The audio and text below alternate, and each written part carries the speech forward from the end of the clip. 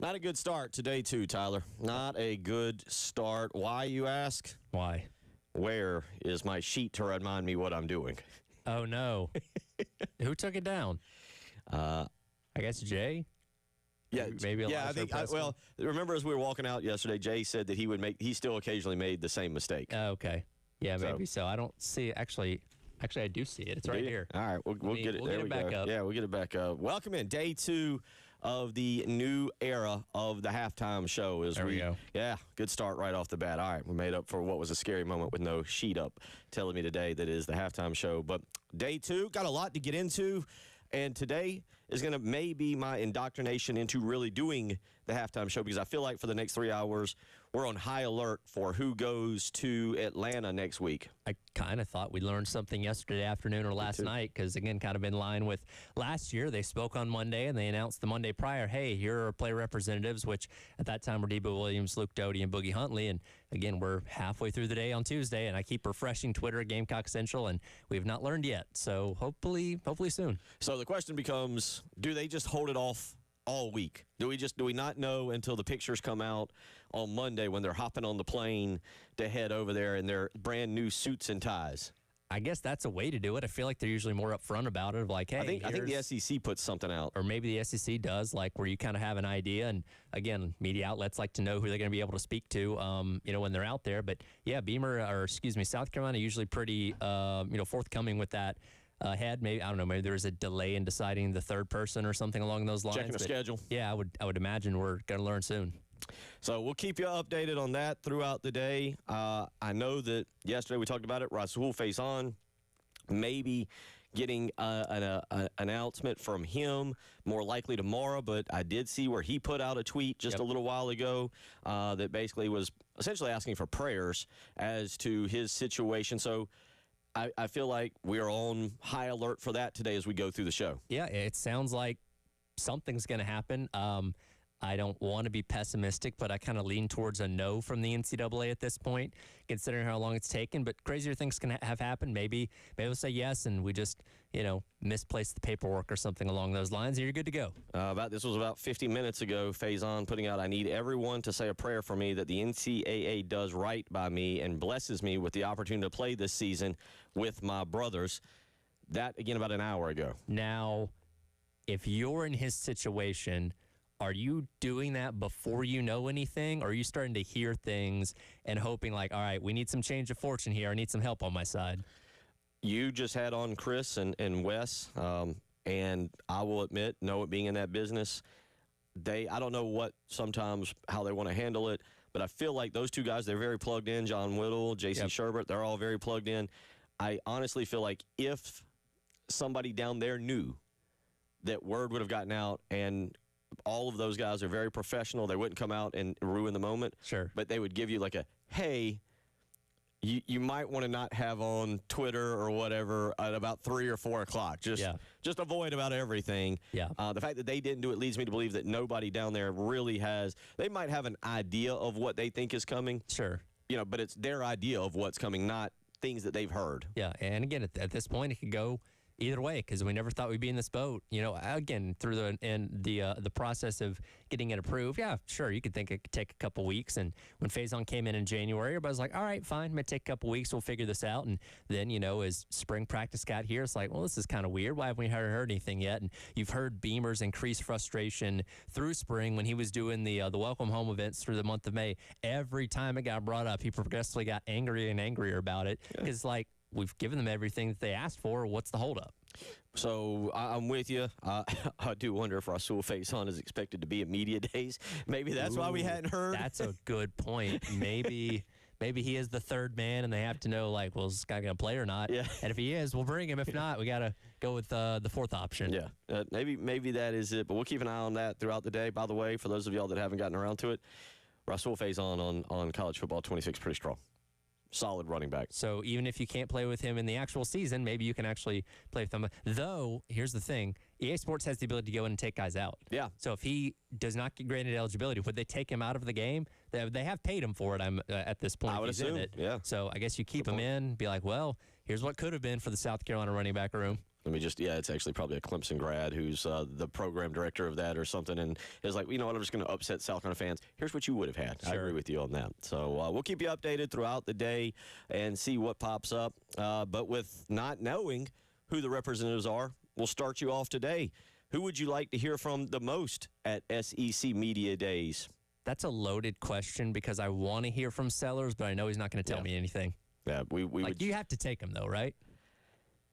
If he wants to go, and maybe he's got an NIL deal. I mean, this is part of these NIL deals now that it requires him to go so that he can speak. And, sure. And obviously, I don't think he would go in and halfway through, like somebody would ask a question and go, hold on, let me tell you about, I forget what one of the big ones. Oh, Canes, Raising Canes. Yeah.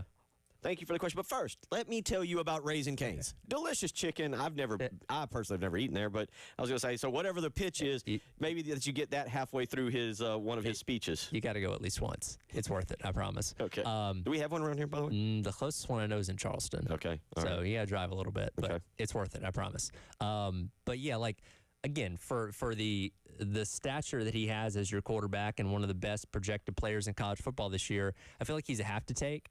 Dylan Stewart's a maybe. Again, important player, but he doesn't really say a whole lot, so I don't think you're going to get anything insightful from him. And maybe that's what Beamer wants, is guys that are, maybe guys that aren't going to speak. I learned a couple weeks ago, we had Nolan Hay, one of the offensive line transfers from Incarnate Word, on the Gamecock Club Hour. He is a phenomenal talker. I mean, I think Chris asked him maybe like 4 questions in an entire hour, and he just ran with it. So that's a guy that can give you some answers, but I don't even know if he's going to be a starter this year, so I don't know what value that would have if you took him to media days. But Duke can talk like Robbie Ashford last year. I was trying to think earlier today. It seems like Shane Beamer will lean with the seniors. Yeah, it's kind of his go-to, guys that have been around for a while. Luke Doty was there last year, so I'm assuming Luke Doty doesn't get to make a second appearance. Probably not. I think we all thought, like, oh, this is last year. Right. You reward him for being around as long as he has been, and they're like, oh, wait, he can have another year of eligibility? Okay. Yeah, I mean, could you take him? Maybe. I wouldn't bet on it. But you look at Debo, who was a transfer but had been around for the program for a while. Doty and Boogie all kind of fall in that line with guys that have been committed and stayed here for a long time. So I was trying to think where you go with the veteran guys.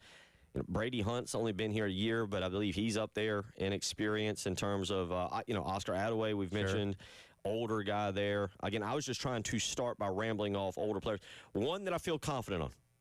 That we got this, oh no, they've taken our, what are we looking for? Our wheel of punishment that we used to have. Yeah, where'd it go? Got to track that down. Take that away? Yeah, I'll have to ask the engineer, because I was going to say I would be willing to I would take DQ Smith to be one of the guys. Okay, veteran, 4-year starter. Sure.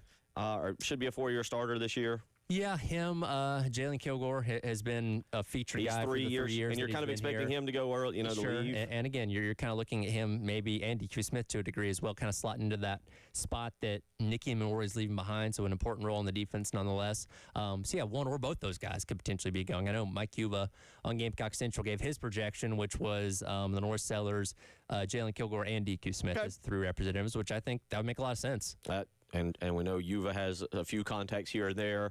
So he may know something. He might have known. Maybe. That's a pretty strong group. But we'll, again, continue to monitor that throughout the day as really next week. This is kind of always a transition week for me. I don't want to speak for you, but for me, you come off of kind of that dead time of 4th of July, that week that is no NHL, no NBA.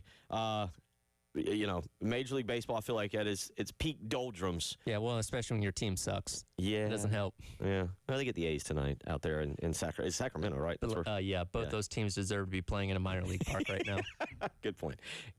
But starting next Monday, it feels like we really kick into high gear, and that'll make it fun because you get really talking season, and we'll get to see who says what. And you get to hear what's important to each coach. Hey, who do we need to know about on defense? What are you trying to do to improve on offense from a year ago? You get the main talking points. They give you an idea of what each team's going to be this upcoming season. Yes, it's going to be plenty of coach speak. They're going to talk about culture. They're going to talk about being excited for this group like they've never been before. Everybody's doing great. Done good in the weight room and all these kind of things. You're going to get those cliches, but it's kind of finding the diamond in the rough, so to speak, of, oh, hey, this guy actually said something insightful that does tell me something something about his team that you're going to have to pick through and figure out when it comes to crafting your opinions and ideas of what these teams are going to be for 2025. Yeah, I'll admit there was a time, and I was actually talking to my son Austin today about this. We're kind of going back. Last time I was at SEC Media Days was 2 years ago when it was in Nashville. Yep. Which, I'll be quite honest, I would have loved to be doing this show then, because waking up at 5 a.m. Yes. 4:45 to get down into the lobby to get to where we were doing was quite the adventure. Where in Nashville were y'all? It was a nice hotel. I can't remember. It was Jay and I, and I think it was Heath too. But Was it the one right near Bridgestone? it was maybe 2 blocks up. Okay. It was maybe 2 blocks up. Okay, because And- I just went to Nashville a couple weeks ago, and we mainly parked right there across from Bridgestone. We would go through a hotel to get to the sidewalk. Yeah. I should know if that was the same one or not. Well, when we went 2 years ago, they were redoing all the roads. It was an absolute Okay. disaster. There Oh, was that a lot must've been going on. fun. But so anyway, we'll keep you updated on that. But when we come back, we got a lot to talk about this morning. A lot of interesting. I'm kind of excited to talk about some of these things today. Pro Football Focus put a list of programs under the most pressure in 2025. 5 different programs. Who should be on that list that maybe is not there, and who stands out the most? I've ranked them 1 through 5. Me personally ranked them, and I'll give you my list of how I would actually rank these programs. And then later on this hour, actually an interesting topic as well. What is the pressure on Shane Beamer? I know a lot of you say, it's a 9. Well, I might debate that a little bit. We'll get into that for the next hour. If you want to weigh in, 803-404-6100. You're listening to, the Halftime Show on 107.5 The Game.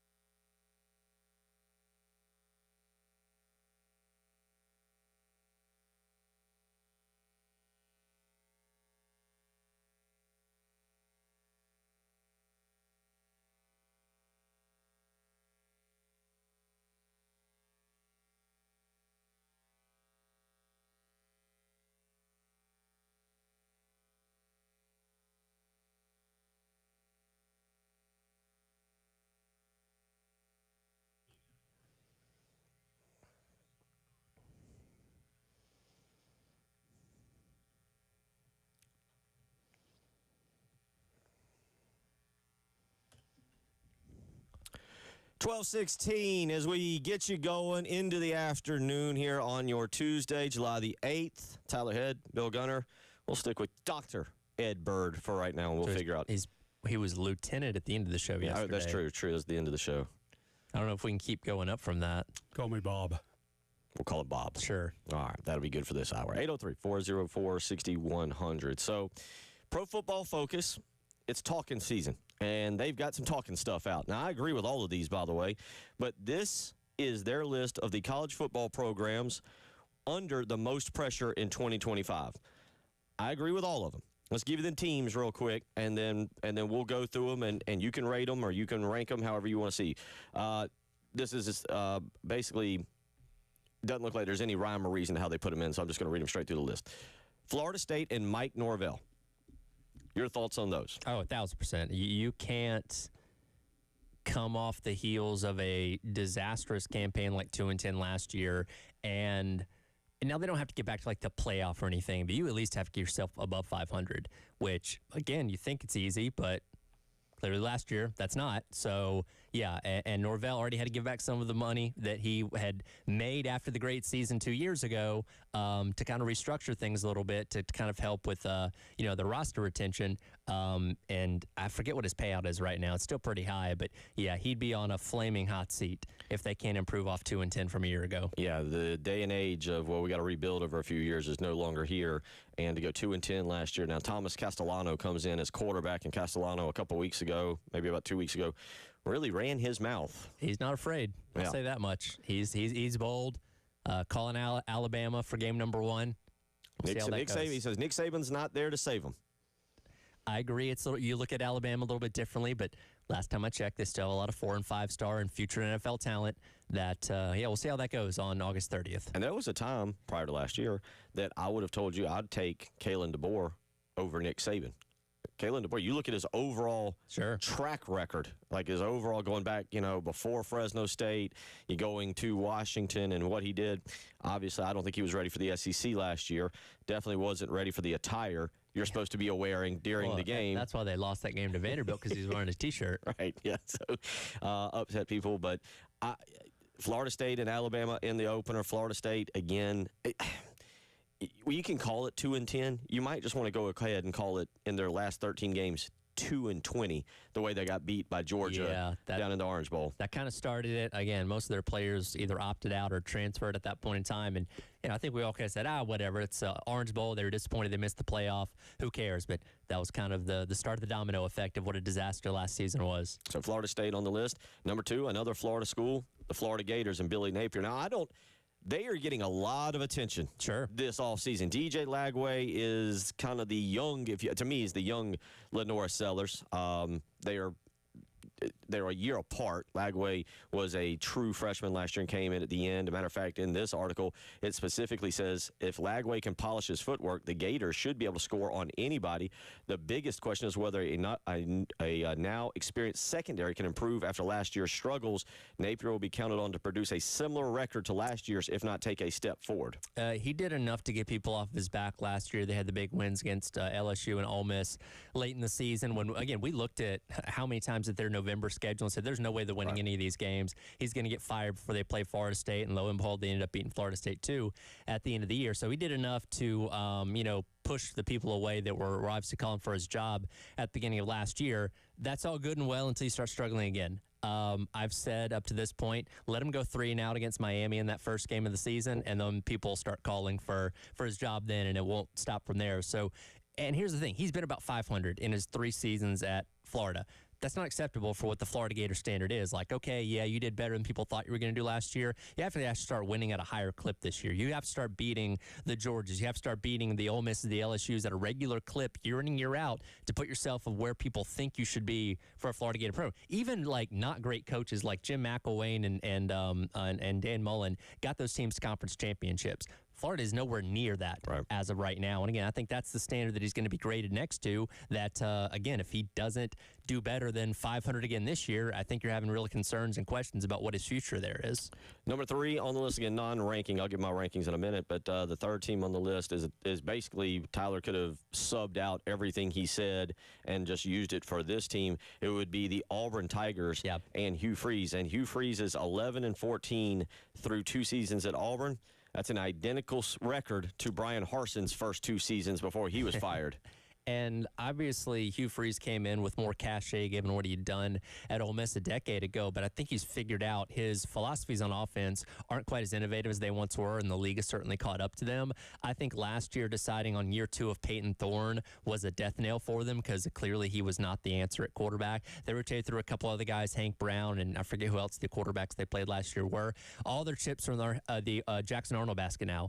And they have to hope that what we saw at Oklahoma was a result of Oklahoma being really bad around him and not Jackson Arnold's actual skill. Because if he can't be better this year, I don't know how much longer Hugh Freeze. They're already struggling in recruiting. I don't know if you've been keeping up with that. Well, this year they're struggling. This year last year they were very good. Last year they were good. They're like 80th when it comes to classes right now. And Hugh Freeze is on the golf course every other day. It seems like. You did see that. I didn't know if if you didn't see it, and I didn't quite understand it. I think it must have been 2 golf clubs against each other, and it said Sage Valley, and I don't know if that was the Sage Valley down there in the Aiken-Augusta area, or if there's another one in Auburn or out around Alabama.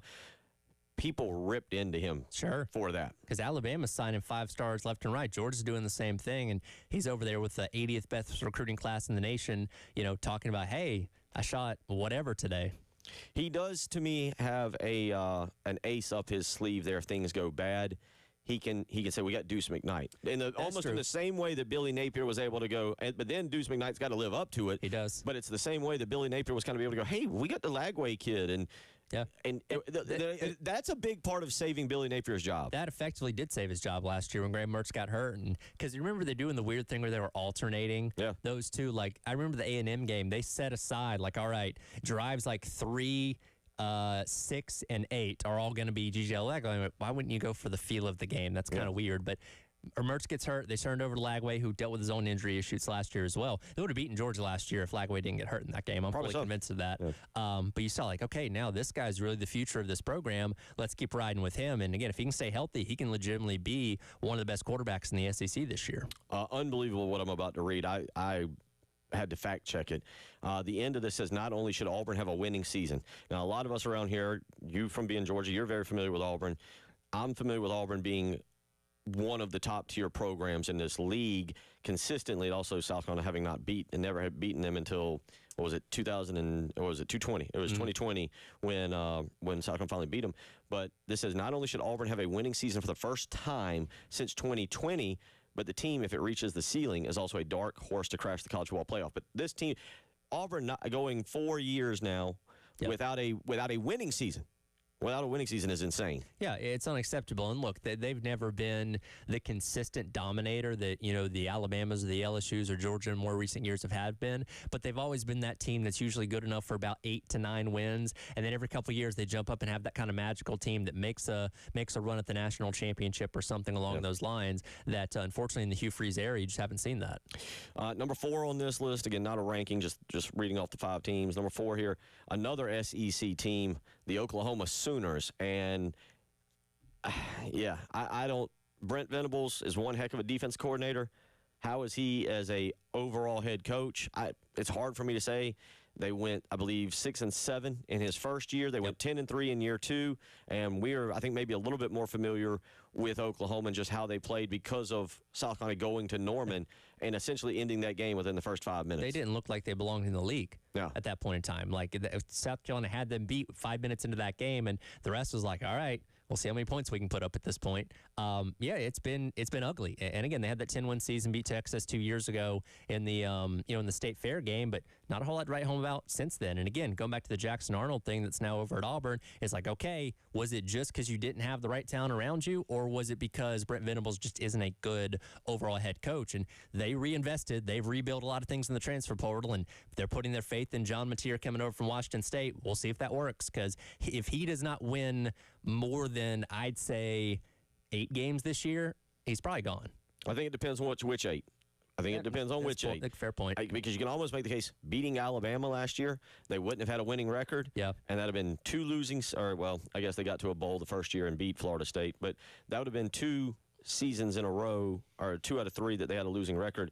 So you might want to say, oh, well, that even though they finished 6 wins last year, one of those was there over Alabama. 5th on this list, or again, just the 5th team listed, not in any kind of order, Southern Cal and Lincoln Riley. And it does feel like we're on the verge. Now, this is a huge year for him there. Sure. I'll give Lincoln Riley a lot of credit because last offseason, he finally looked himself in the mirror and said, hey, I need to be good on defense if I'm going to compete in the Big Ten. So they kind of restructured everything they did on defense, and that was going to be a work in progress. They were better last year than they were the year prior, but still, they got a long way to go. So he at least recognizes the problem, because in the Big 12 is like, I don't care if I'm good on defense, I'm going to score 60 points a game, and I'll win 60 to 55. And that worked for him, got him to college football playoffs and all that kind of stuff. Big Ten's a different story. So he's at least addressing the problem. I don't know, though, if he has the ability as a head coach to hang in there with the likes of the Penn States, the Oregons, the Ohio States, that you're going to have to compete with at the top of that conference. They were a team that I think every single one of the losses last year was by 1 score.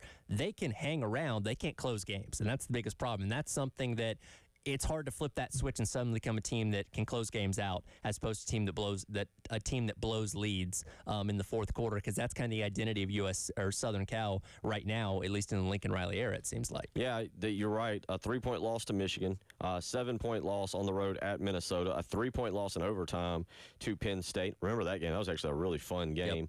Yep. The shocker was probably the 1-point loss at Maryland, then a 5-point loss to Washington, and the one game they didn't lose by single digits. They got kind of popped pretty good by Notre Dame, 49-35 in that game at the end of the season. Then beat Texas A&M in the Allegiant Stadium in the Las Vegas Bowl. Real quick, so see what you agree with here, because I ranked these on what I thought. This is the Gunner under pressure rankings. I went Southern Cal number 1. Okay. They're recruiting too well to be playing like, to be backing up every year. 11 wins, 8 wins, 7 wins. You're recruiting way too well. You're supposed to have an offensive guru as your coach. Offensively, they've kind of backed up as well. I genuinely think if they don't win 6 games, he's gone. Yeah. He's out. Probably. 2 on the list. Oklahoma's a proud football program. What they have had with Bob Stoops and then with Lincoln Riley, and now you've had essentially 2 losing seasons, 6 and 7, but they did get to a bowl in year 1, and then whatever occurred last year.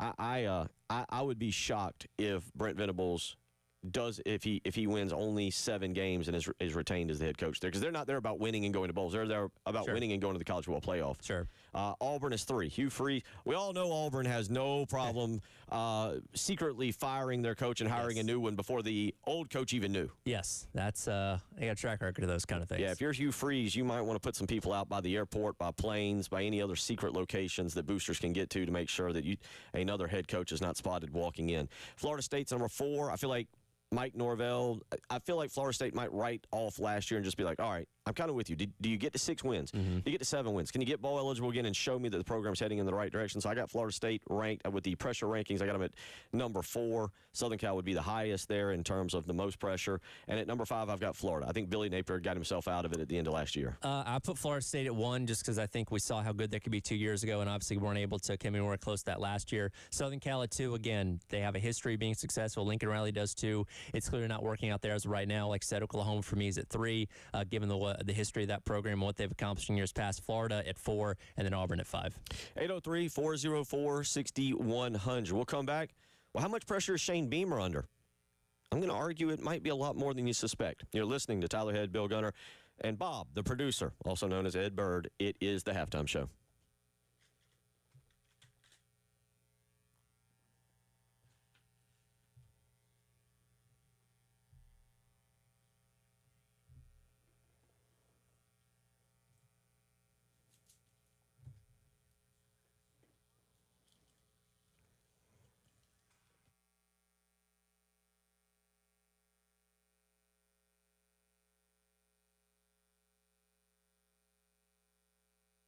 Bill Gunner for AAA Heating and Air. And when I got in my car earlier this morning before noon, The little temperature gauge already told me it was 100 degrees. That was not a good sign for what the rest of the day could be. And if your heating and air unit at your home is not working or not working properly, AAA Heating and Air has options for both. Let's just say you need a brand new heating and air unit. Call AAA Heating and Air today, 803-677-1500. Tell them Bill Gunner sent you. Again, if you need a brand new one, AAA Heating and Air is the go-to name in the Midlands with guaranteed financing, no payments or interest for 12 months, and a 15-year parts and labor warranty. But maybe you just need repairs. Well, guess what? Again, AAA Heating and Air is ready to help you. If your system is broken and you're worried about the cost, AAA Heating and Air has got you covered. 12-month payment plans with no credit checks for all repairs. Homeowners just need a valid bank account and you're all set. Give AAA Heating and Air a call today, 803-677-1500. Tell them Bill Gunner sent you.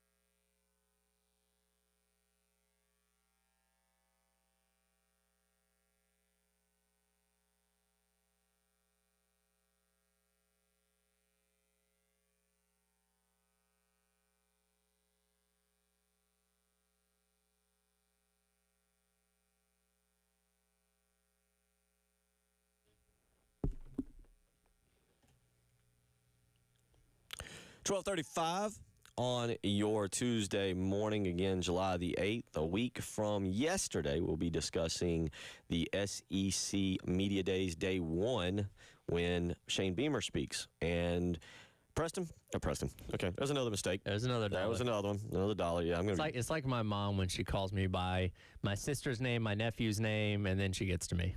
Yeah, I'm gonna have to return the college football game. I'm gonna owe so much money and have my son angry with me by Friday. Tyler, I have said this before. I said it to Preston. That's where I was going with that. But I have said Shane Beamer, as far back as I can remember, this is in the best shape after 5 years of a South Carolina football program any coach has gone into. Oh, he's got the best record through 4 years of any coach ever. He, you go back to the Steve Spurrier era. Spurrier coming out of year 4, people were wondering if the game had passed him by. Sure, they were legitimately wondering. So here comes Shane Beamer. You're off an incredible year, 9 wins. Can make the case. Definitely should have been 10 by well. If you want to play, you can play a whole lot of games on what it should have been or what it could have been. But the bottom line is he comes into this year probably on the least hot seat any coach has ever gone into at this university in year 5. Yep. The coaches that have made it to year 5, and that's key. I think that's fair that even if Carolina had a disastrous season and they went, let's just say 2-10 like Florida State did, it would suck, but we would be like, okay, well, now we're looking for a new head coach. Like, no, he's done enough to earn the benefit of the doubt, at least for another year after that. If 26 went that bad too, then we're having a different discussion. But yeah, he's okay no matter what happens in 25. Yeah, I mean, I just want to take it back. Steve Spurrier, if anybody remembers, going into year 5, they were coming off a 7-6 season that saw them get smoked up at Memorial Stadium by Clemson, an ugly game that essentially handed Dabo the Clemson job, proceeded to go to the Outback Bowl and get absolutely pantsed by Iowa. I think it might have been Sean Green. Somebody can remember the running back that just ate South Carolina's lunch all day long. It was an ugly game. And it ended with Emmanuel Cook, and I believe at that time maybe Captain Mutterland, essentially on the sideline seeking out any television reporter they could after a 31-10 loss to inform everybody they were going pro. Wow. It was a great moment. Bad look. Great moment. But what kind of pressure is Shane Beam under? When I thought about this at first, I thought about everything I just read or just said. He's coming off a 9-4 season. He's got a Heisman candidate. He's got one of the best defensive players in the country in Dylan Stewart. He's a lot of things going for this program. Recruiting, we talked about it yesterday, over the next 2 weeks, could decide some or more of what the future looks like. And then I thought about it, and I was like, he's not in danger, as you just said, of getting fired. But this might be the most pressure any coach goes into year 5, again, those that have gotten there, of any coach. And the reason I say that is I don't know any time. The only other time I can think of expectations being this high was going into the 2014 season. Sure. When Texas A&M came in here and acted like we were just the JV team. The Kenny Trill game. Yeah. Yeah. So I actually think he is under not the pressure you would say to get fired, like, say, a Brent Venables or a Hugh Freeze or a Lincoln Riley. That's a different kind. But you got to keep this thing going. It feels like this program's in a window right now. We talk about, and this is college sports, pro sports, whatever, all teams have windows when they can be their most successful, pursue championships and all those kind of things. You know, last year, again, you were 9-3. You were right there on the doorstep of the playoff. If things go differently against LSU, get some better calls. If Sellers doesn't get hurt, maybe you're 10-2 and maybe you make it in. And who knows what happens at that point. But you got on the doorstep, and a lot of people said, wow, look at what South Carolina's doing. Played like the hottest team down the stretch in those last 6 games. All right, you got your quarterback coming back. You got your edge player coming back. Yeah, a lot of questions around them, but if those 2 guys can play up to their level, this team can still be really, really good. And yes, Stewart would come back in 26, but Sellers could be gone after this year. Well, you could come back. Could be. He could. But if he plays well enough, he could go off to the draft and be a first-round pick. No, I was talking about Dylan Stewart. Dylan Stewart. You never know. You never know. With the day and age of what happens. And that's real quick. That's my point is college football, college sports as a whole have become so year to year. Yes. You have to take care of the year you get. You strike while the iron is hot. And it feels like, again, we still don't know all the things about everybody on defense, what the wide receiver room is going to end up being like. The offensive line, running back room is still a question right now. But if this team can be as good as we think they can be, they're going to have a chance to be in the conversation for the playoff once again. But if Sellers and maybe if Stewart leaves after this year, you don't know what the future of this team is. You think, okay, Aaron Nolan, Cutter Woods, Landon Duckworth, they could be good or they could be bad. You know you have a sure thing at quarterback right now. You got to capitalize right while he's here. Again, he's potentially the best quarterback from an athletic standpoint and a skill standpoint that this program has ever had. And if your last season with him is 6-6 and playing in the Birmingham Bowl, that's huge disappointment. Matt, no, that's a massive. I think 8-4 is going to be a disappointment. Yeah. And I know some of the, you've been around now long enough. You know the South Carolina fan base mentality.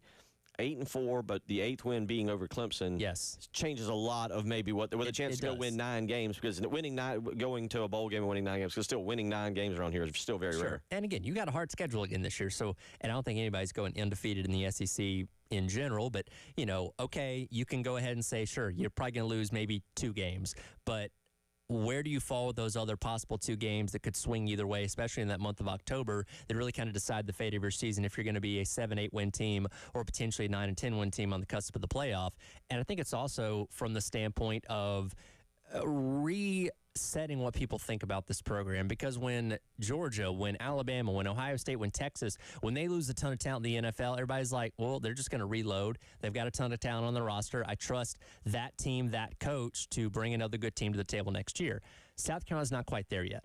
But if you can come off the heels of what last year's team was with the talent that you lost and back it up with another 9-ish win campaign, I think a lot of people say, okay, Carolina can be that team that no matter what is always going to be looked at in that realm of 8, 9, 10 wins, no matter what talent they lose. And this, again, we've talked recruiting here yesterday. South Carolina's getting into the game and being more prevalent for these big recruits. Yeah. We thought that's what made the next 2 weeks big, is because you're after guys who are very highly thought of, very highly rated, and you're going against big boys, Texas A&M, and, well, I guess we don't know what other school might be out there for Landon Duckworth at this point. Maybe it is still Auburn. But with all that being said, you're getting in the game. You have another season where you win 9, you have a chance to win 10. I think more recruits continue to take notice of what you're doing. And I shouldn't just say recruits, but also transfer portal players who are like, oh, I get 1 year left and I can go play with them. Yeah, give me a chance to do that. Yeah, because guys want to come to a place where they know they can win and they know they can compete for championships and obviously have the best opportunity to make it to the next level. And if you can become one of those programs, you'll become a lot more attractive to those guys that are the 1 year mercenaries looking for a place to go to round out their career. 803-404-6100. We'll come back, wrap up the hour. Got some text messages in. We'll get into those a little bit, as well as a few other things. You're listening to Tyler Head, Bill Gunner, and Bob, otherwise known as Ed Bird, the producer. We'll only call him that for one more segment. You're listening to The Halftime Show.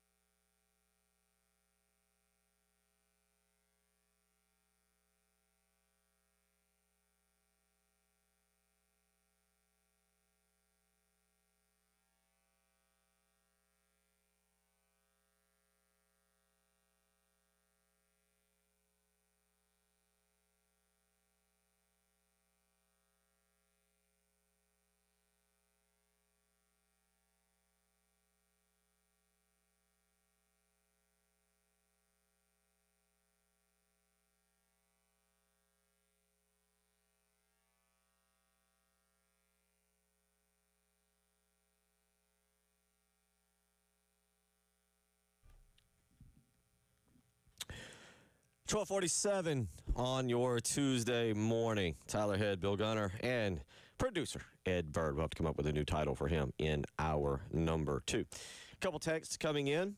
Anonymous texter, because I don't know the name, says, can you guys update the Rasul Faison situation? Just turning in and enjoy y'all's show. No word yet. And Tyler, I don't know if, as I read that text, I don't know if we've properly addressed the importance of this, because to me, we can talk about defensive line. Sure. We can talk about replacing Nick Ebenwari. You can talk about replacing Demetrius Knight and Debo Williams, and those are all important. Mm-hmm. I don't know what we have. I say we. All right, I'm going to say we for South Carolina. I don't know what South Carolina has at the running back position. It feels like of backups, that somebody's got to be RB1. Yeah, and I think Oscar Adway did a fine job, being the guy to come in relief of Rocket Sanders a year ago when he needed him, and had a few good runs, a few good plays here and there. Again, we talked about Jordan Howell yesterday and some of the promise he showed in the bowl game prior to fumbling. But you look at that, Isaiah Gustave ran behind a terrible offensive line last year at Colorado, so I truly don't think we know exactly what we have with with him. And then Matthew Fuller, again, a guy that's got a few touches here and there, but not really done a whole lot. That if Faison is not ruled eligible, you can't look at anybody in that room and say, you're RB1. It's kind of like, okay, we have these 4 running backs, and we're just going to keep rotating through them and see if somebody pops. But as of right now, you don't know for sure. And that's a bad thought to have going into the season, because most SEC teams kind of have their bell cow back and compliments around them, obviously. And South Carolina without Faison could be looking at a situation where you're trying to figure it out as the season goes along. Well, what you really don't like, if Faison is denied eligibility, really, your best running back on the team is also your best quarterback. Yeah. And you might have to, in turn, change how you want to do some of the things offensively, because I go back. I said this a little bit with, like, Deshaun Watson several years ago when he was at Clemson, and they didn't run him a ton. Sure. But you do look at Lenore Sellers, and you go, we might want to have you not run it, say, 15 times in a game, even though that's part of your game, and that's what you're great at. Sure. Don't go out there and take those excessive hits. Remember the Old Dominion game last year when he ran the ball like 20 times, and we came in here on Monday like, oh my God, why is he taking so many runs, and why is he getting hit so many times? That's not sustainable throughout the entire season. And a lot of his great run plays came from when the protection broke down. He just made things happen with his feet. More often than not, the third and Sellers play is a perfect example of that against Clemson. But as far as design runs go, you'd like to have a running back that can take some of that load off of him, like a Rocket Sanders did a year ago, where when you're snapping the ball with the intent to run, it's not just going to your quarterback the majority of the time. I'll give you an example. Rocket Sanders out last year in the Akron game, right? The Akron game. South Carolina put up 50 points. 21 came in the fourth quarter, but 50 points. Robbie Ashford led the team in rushing that game. Yeah. He had 16 carries for 133 yards and a touchdown in that game. It was not Oscar Adaway doing the bulk majority of work. As a matter of fact, Oscar Adaway in that game had 14 carries for 42 yards. That matched his season high that he met later on in the bowl game with 14 carries for 69 yards. Yeah. So we'll continue to monitor that, but I certainly don't know if that's something we have necessarily discussed enough from the standpoint of what's next. Like, what is next if he doesn't get eligibility? Let's just hope that it's a yes and we don't have to worry about that. I'm not picking on anybody else. This is not my intent to make a joke, but what you really hope is, I hope you've got a better plan than Dakereon Joyner was 2 years ago at the running back position. Yeah. Now, again, you at least were able to kind of address it in the portal. Again, I don't know how good Isaiah Gustave is because he didn't run behind a good offensive line at Colorado, but yeah, that and again, we don't know how good this offensive line is going to be this year either. But my concern level peaks up quite a bit if Faison is not ruled eligible. Maybe tomorrow, if Scott Hamilton was right in his post on the Post and Courier the other day. Yeah, I'm just, now you got me. I can't say I've ever been doing this at 7 a.m. scrolling Twitter to see if there's breaking news just yet. It's a new world. It's a whole brand new world. So yeah, we'll continue to monitor that. Another text coming in now. Again, we have not heard yet on the SEC Media Day team that's going with South Carolina. We have kind of speculated. Now that you said what Mike Yuva put out there, I'm kind of on board. I'm kind of seeing that as well. Mike Yuva, by the way, putting out there that I think it was a prediction, or it was his prediction. And again, he may know something, he may not. With Sellers, Jalen Kilgore, and DQ Smith as the 3 representatives for South Carolina. I could see that. That definitely could work. Jacob weighs in and says, I would take Sellers, Stewart, and Harbor to SEC Media Days, Carolina needs to flex its muscle. But, like, okay, I get it for Sellers and Stewart. Has Harbor done enough? Like, yeah, he's got the cachet of being 99 in the video game, and he's a good talker. I'll give him that. But, like, he hasn't really done enough on the field, I feel like, to warrant that, in my opinion. I'm with you on that. Yeah, I'm with you on that with Harbor. I think Harbor needs to really did not do the track in the spring. Right now, I'm on the Mike Furry bandwagon. I don't know if I'm on it or if I'm driving the bus on it, but I'm on it. And I think spending last year, I mean, you go back to Nick Harbor, and what we maybe do not discuss enough is his performance down the stretch.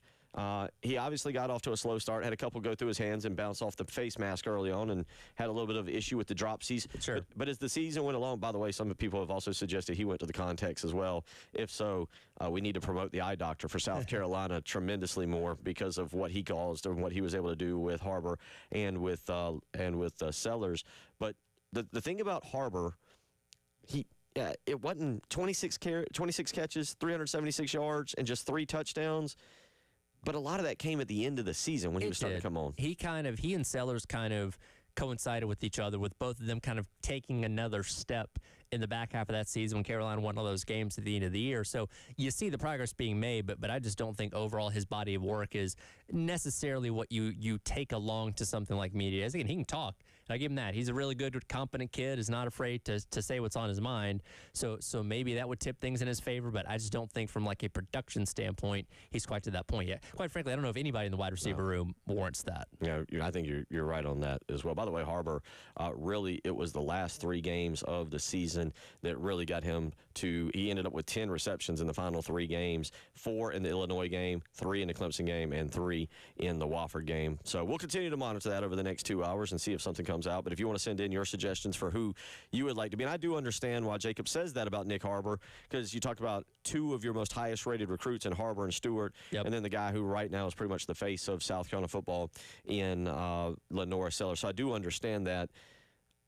Those 3 also probably understand, hey, if we're going to SEC Media Day, do not say anything. Do not give anybody else bulletin board material. Say nothing. Just, answer the question as plain as possible and move on to the next one. Promote your NIL deal. 803-404-6100. It is the Tuesday afternoon edition of the Halftime Show. A lot to talk about next hour, including some really bad coaching hires. We'll get into that. You're listening to the Halftime Show.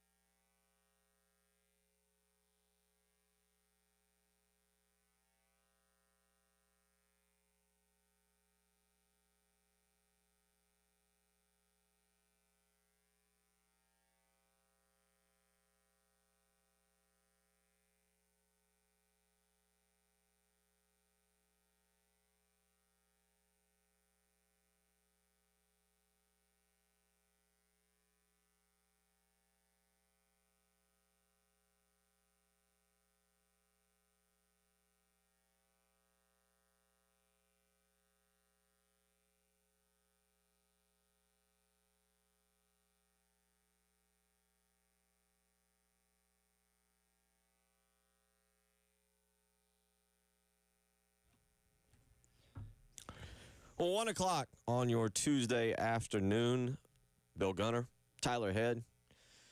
What do we want to come up with for this particular hour for producer Ed? Have we gone Admiral yet? Admiral. All right, Admiral I like Byrd. it. Admiral. Yeah, I think he likes that one too. We all dream of one day being think- out on the high seas. I have to look at the chain of command and see what the highest rank we can give him is. We will check into that. We will get the actual definition. If you've got that, weigh in 803-404-6200. So Tyler Head, Bill Gunner, and Admiral Ed Byrd this afternoon. A couple things from yesterday. Let me throw a couple things at you from yesterday. Number one, we had two different polls. We had our Sporty Sports topic poll yesterday that was asking you, by the way, both of them have just come to a conclusion, which is how I was looking back at this. But yesterday, we discussed the next 2 weeks of recruiting for the Gamecocks. Big decisions from Samari Matthews, Tamarian Watkins, and Landon Duckworth.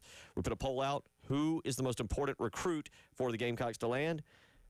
Tyler, yesterday, 50% goes to Landon Duckworth, 26.3% to Tamarian Watkins, and yes, welcome to Twitter, 23.8%. So you do the math on that, to Samari Matthews. Quarterback's usually going to win those kind of arguments. I get it. And if you got Duckworth and what's the 18th, I believe, when he makes his announcement, likely between South Carolina and Auburn, that would be huge and, kind of potentially give you a look at the future of that position here the next couple of years. Other poll, not so sporty sport. More of Independence Day related, 4th of July. How many days after Tyler, this was part of his tails, heads and tails, every Monday. How many days after the 4th of July should you be shooting off fireworks? 1 day to get rid of excessive fireworks. 2 days if the 4th falls on a Friday. You stop on the 4th, and if you fire one off, you are tied to the firework. Pretty much all of y'all agreeing with Tyler. Stop on the 4th. Thank you. 61.8%. 1 extra day got 30.9%, and 2 extra days got 7.3%. Save the extras for New Year's. There you go. Got a whole other holiday coming up in 5 months. There you go. So, yeah, so that was our poll from today. We'll maybe come up with one here in just a short while and throw it out. I'm leaning toward this, and we're going to get into some more sporty sports talk, but I don't know if you've seen the story. Now, yesterday was the release of college football, right? Yes, and yes, we played it. Austin played it all night. I went in there and played offensive coordinator and defense coordinator, told him what to run. He had to run it. We had a very thrilling, scintillating victory over Missouri last night, late in the evening. Norquitz. Would not have been doing that had I still been on the morning show, but because I got to sleep. See, now you got more time at night. Exactly. That's great. What everybody at age 40 plus loves to do. Well, anyway, today, if you have Netflix, is the release of the I want to say documentary. The quarterback show. Quarterback show. They focus on, I think, 3 a year. 3 a year. Joe Burrow is one. I'll have to go back and see who the other two. I saw him earlier. Kirk Cousins is one. Okay. And he on there is not happy. No, he is not. He is not happy. Falcons fans have been waiting to see this come out for a while to get some more intimate details on what went wrong last season with Kurt. So I'll get those three. But I was focused on Joe Burrow here for a minute. Joe Burrow in, I guess, one of the episodes revealed. Now, if we all remember, Joe Burrow, house got robbed when he was in Dallas. Yes. The robbery, it affects everybody in different ways. For Joe Burrow, it caused him to cancel one of his best purchases he'd ever made. Do you know what that purchase was? I do not. Okay. Joe Burrow last year, and apparently this was documented in Hard Knocks. I don't watch Hard Knocks quite like I used to. Something about it's kind of turned me off. It was revealed in Hard Knocks that Joe Burrow purchased a replica, but I mean fully functioning Batmobile. Nice. $3 million is how much it cost. Joe Burrow is every 8-year-old when they're envisioning, when I'm an adult and I have money, this is what I'm going to do with it. At some point in time, we probably all at least said or thought, yeah, I'd buy the Batmobile if I could. Props to you for trying. And again, this was a fully functioning replica of the Batmobile. And you're right. That's 8-year-old Joe Burrow coming through. Now, hold on, let me finish the story on this. Because of the robbery, he had not received the vehicle, the mobile, whatever you want to call it yet. Because he had not received it, he canceled the order and is never going to buy one. And his reason is he said that he knows I just got very uncomfortable. My life is very public. That comes with the job. But there's certain parts of the life that are yours. Your house is one of those. And all of this led to him canceling the order for the Burrow mobile. I'll say this. If you went through and still got it and it got stolen, that might be the easiest vehicle to find after the fact when you're doing their police report? The Batmobile. Yeah. I need to find the Batmobile. And unless they just take it to a chop shop immediately, I feel like it's going to be an easier car to find than, oh, well, my Rolls Royce got stolen. Okay, yeah, those aren't as many of those on the road, but they blend in a little bit more. They blended. Yeah, I do feel that if you have the Batmobile out at some kind of club or some kind of really nice restaurant, people with their cell phones are going to, they might not know whose it is. Sure. But there will be pictures. Listen, if you're driving down the road and you see it go by, you're like, hey, look, it's the Batmobile. And the police are looking for it. Okay, go to 5th and 12th. Batmobile somewhere around there. This is interesting a little bit just from the standpoint of we maybe don't think about celebrities and what they have to deal with. It is part of the job. It is part of making millions upon millions of dollars.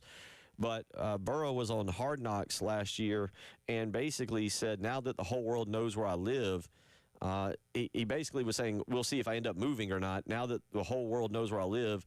But this hasn't been very fun to deal with. I would imagine not. I mean, you're in the public spotlight, and yes, I would say the vast majority of fans are sane and level-headed, but there's those nut jobs out there that if they know they can be close to you, if they know that they could potentially get into your home, they will try and do it. And you've heard countless stories of crazy people breaking into celebrities' homes and those kind of things. And I would think most celebrities live in pretty secure, gated communities at this point in time. But for whatever reason, there was some kind of way to get to Joe Burrow's house that somebody took advantage of. Yeah, I read a little bit more of that article.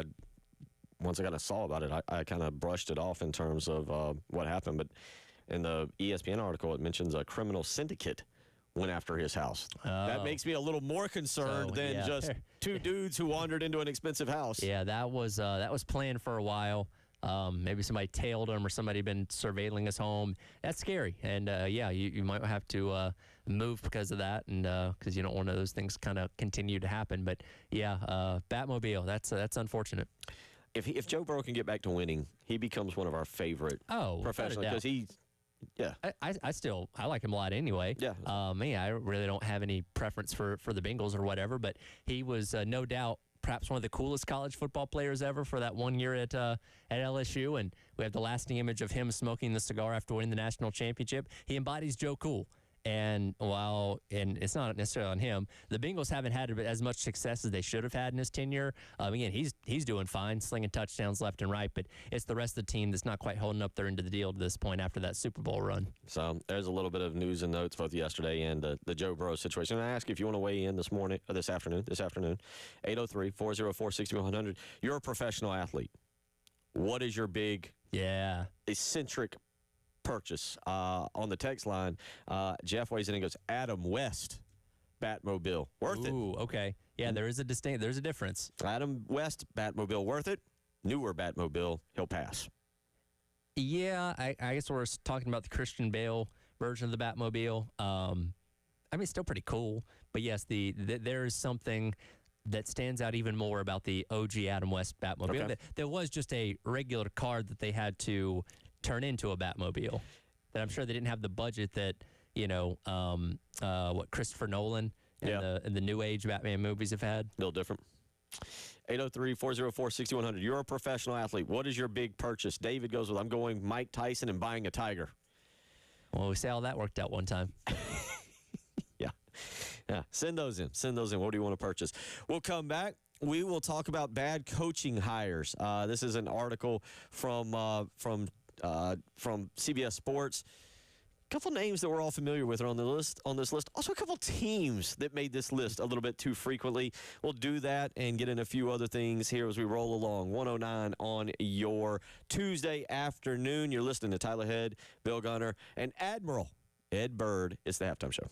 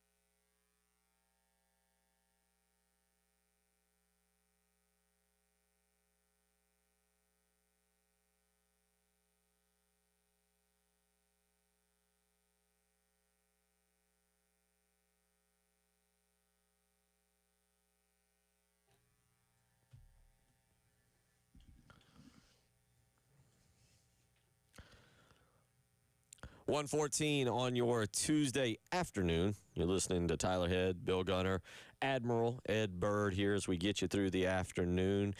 And a lot this time of the year, I haven't done this, Tyler, for 9 years here on this station in the morning, having done it for another 6 years elsewhere here in Columbia.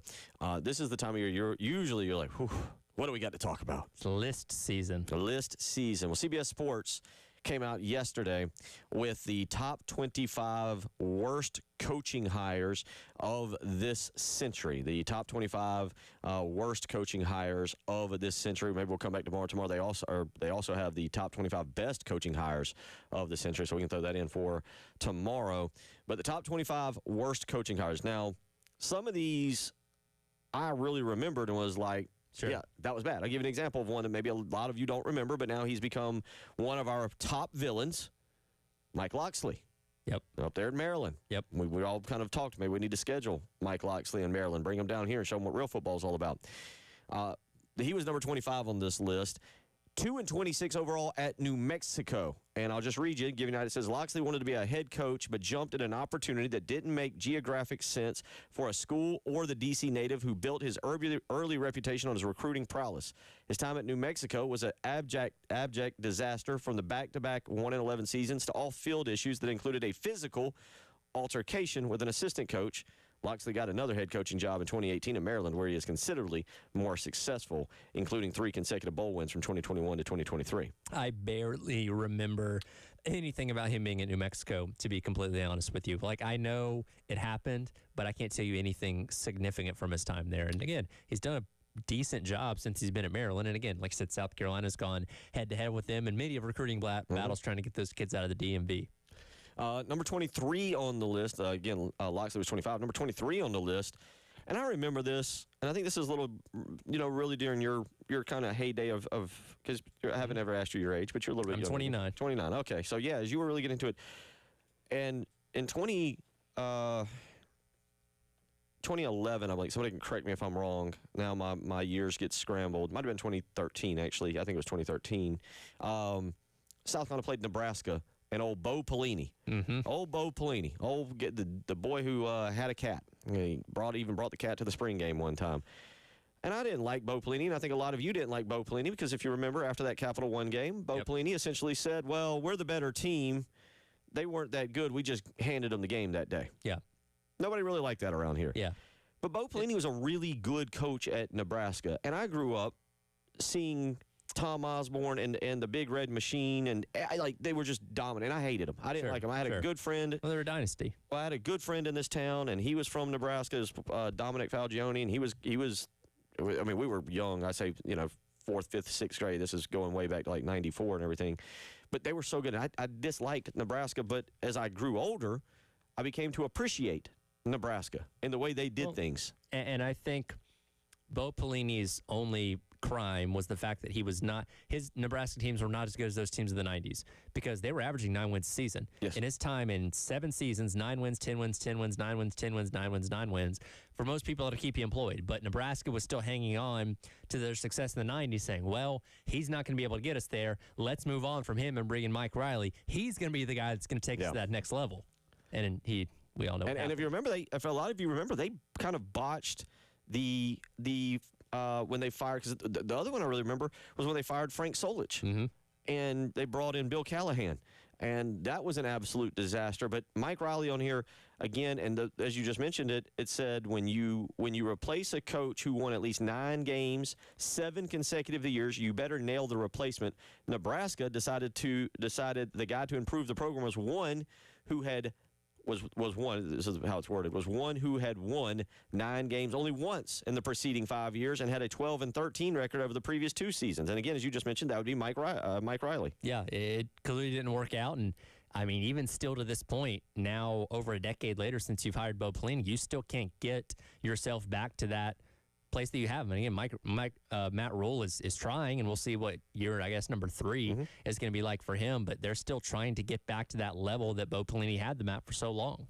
Number 20 on the list is a guy that pretty much every South Carolina fan wanted back in 2015, Charlie Strong. went to Texas. Says the initial hire made sense on paper after Strong took Louisville to a Sugar Bowl and back-to-back top 15 finishes, but he couldn't capitalize on what could be the best job in the country with every advantage and resource at his disposal. Strong lost at least 7 games in each of his 3 seasons at Texas, with the worst coming in an overtime loss that sealed his fate to a 2-10 Kansas team that had lost 19 consecutive games to Big 12 opponents. I think I remember something about Charlie Strong being at Texas, not being able to handle all the cooks in the kitchen, not really knowing, because, again, there's a lot of people that have their fingerprints on the Texas program, and I don't think Charlie Strong quite knew how to navigate that from what I remember hearing around his time there. I would have been, at that time, I was really interested to see what he would have done at South Carolina. It was a strong, no pun intended, feeling that South Carolina was his preferred destination. Former assistant. Knew the program. Preston's personal coach back in the day. Again, yeah, a lot of things. There were a lot of things there that, and I've talked to enough people that Charlie is not necessarily he's not a bad people's person. He's not Will Muschamp bad. Sure. But he doesn't know, dealing with that many people wasn't the outside for when you're a head coach. When you're a defensive coordinator, you're kind of hidden in the spotlight. Yeah, you don't have to do press. Louisville likes basketball. Sure. So that's their foremost They're like, fault. just be decent. Yeah. Get 8-ish wins, go to a bowl game, we'll be fine. But you go to Texas. It's all about football. And you better be at every booster function. 19 on the list is a guy that Sal kind of put out of his misery, Brian Harsin at Auburn. And the stories on Brian Harsin are just absolutely phenomenal. Yeah, that was, I think even the second they made the hire, there were people already pushing back on that. And, again, it's well known his philosophy on recruiting of like, well, we'll just go out there and get a bunch of 3-stars. We'll be fine. Like, no, sir, that's not going to work here down in the SEC. That was a fun story to follow from afar to see how just awful it got so quickly. And again, it only lasted 2 years. Number 15 on the list of worst coaching hires this century, and this was a crazy one because it escalated. And I think this was the first time I was ever like, can you fire a guy in 2 years? Willie Taggart at Florida State. Yep. I never thought anybody would use Oregon as a stepping stone job, but he did.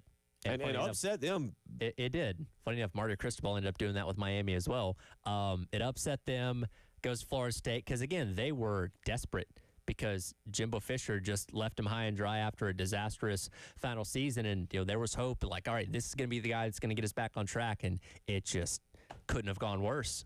I remember one of the February recruiting days where they were in there waiting on big names, and they had the spear. And, like, every time they would a commit would be announced, they were running around the room shaking the spear. Taggart was an interesting dude. I don't think has he had a job since? I think he went to FAU. Yeah, that's right. He tried. FAU. Yeah, I think, did he get fired there too? I believe he did. I did not do post Florida State Willie Taggart in my preparation. He's the running backs coach with the Ravens now. Okay, so yes, he was fired last year. Excellent work. Or 2 years ago now. He's been with the running backs with the Ravens for a couple of years. Okay, all right. So yeah, that's another one. By the way, I mentioned a couple teams who appeared twice on this list. Purdue and Colorado. Colorado showed up on the list at number 18 with Carl Doral. That was a dark period. Well, there's been a lot of dark periods for Colorado over the last 15 years. Well, listen, before Deion got there, they hadn't been relevant in 2+ decades. Well, they had Mel Tucker, and it looked like that was going the right way. For a moment, and then he left. Yeah, and because of the Mel Tucker situation, as we talked about, that is when they fell into Carl Doral, who promptly threw that thing into the gutter and then drove over it a couple times. Colorado also on that list at number 13 for John Embry, a very, very bad coach who went 4-21 in 2 seasons. Also on that list twice, Purdue hiring Darrell Hazel. That's at number 14 on the list. And number 12, Ryan Walters, also on that list. So Purdue and Colorado, congratulations for showing up twice. It's hard to have success at Purdue. You're already fighting an uphill battle. Yeah. Number 10 on the list, a guy that we all enjoyed and like to make fun of, Derek Dooley at Tennessee. Just because you're the son of a great coach doesn't mean you're going to be a great coach yourself. And I think he was the perfect embodiment of that. Fine as an assistant. Again, he's bounced around, offensive coordinator, different places. But, man, and again, they never intended for him to have to be the coach because they thought they were going to hang on Lane Kiffin for a while. they panicked when Lane left. Like, all right, who can we get? All right, Derek Dooley, and it just was awful. He is number 10 on the list, and it does say he was 0-6 against Georgia and South Carolina, finished 6th in the SEC East twice, and lost 14 of his last 15 SEC games. Now, I mentioned also, by the way, that Colorado and Purdue were on that list twice. Well, in this century, Tennessee managed to make that list twice. Jeremy Pruitt checks in at number 7 on the list. And it goes, Pruitt was the end result of an embarrassing coaching search that featured a fan revolt over the expected hire, Greg Schiano, who, by the way, is doing pretty good at Rutgers. I know Tennessee seems to have gotten it going now with Heupel. But the firing of an AD, John Curry, and it almost hires Mike Leach. Pruitt had the SEC pedigree, but quickly proved he was no Kirby Smart. His time in Knoxville not only didn't meet the expectations, but invited the serious NCAA scrutiny into the program. Jeremy Pruitt gets a lot of credit for being a Saban assistant for a period of time, and that was enough to get him a job like that. But again, much like we talk about with Charlie Strong, he's not a people person. He does not know how to talk to people, in front of people, at booster events, let alone talk to the media. Again, he sounds like a guy that, you know, you meet at the local farmer stand when you're picking up fishing bait. And that's just not the kind of guy to lead your program, and it was a disaster. Understatement. Number 5 on the list. Old Charlie Weiss. Remember, he got off to such a hot start at Notre Dame, and we all thought Charlie Weiss was going to be the guy, and then he fizzled out at Notre Dame. We went to Kansas and went 6-26 there in 3 years. Yeah, pretty bad. Again, as an assistant, fine. I know he's hung around college football in the NFL for several years after the fact, but some guys, when you hand them the keys to the kingdom, they can't do anything with it. And yeah, those Kansas years were disastrous. Kansas, it's been a while. It took a while for Kansas to get back to relevancy with Lance Leipold.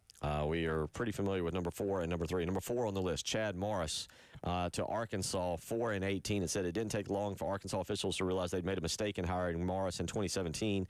Arkansas is taking a major leap of faith that Morris's mediocre 14-22 record at SMU would somehow improve in the more difficult SEC, and shockingly, it didn't. Said Morris was in over his head from the start and will be best remembered for never winning an SEC game, 0-14, in his nearly 2 seasons in Fayetteville. Yeah, he might legitimately be the worst SEC coach of all time, and that's some kind of distinction. And yeah, when you can't have success at the G5 level, I don't know what their secret behind him thought to be. Like, oh, when he gets here, he's going to be able to do this, and maybe it was recruiting prowess or something. I don't know, but yeah, it was bad.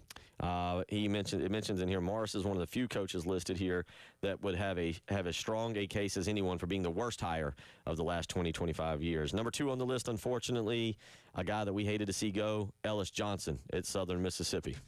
And it goes in this article, it goes on to even say Johnson set the program back going from the year prior, 12-2 with Larry Fedora, to a disastrous 0-12 season. And it said the Ellis Johnson experiment mercifully ended after 1 season, but Southern Miss has never really been the same since. Southern Miss had 18 straight winning seasons since Johnson's firing in 2012.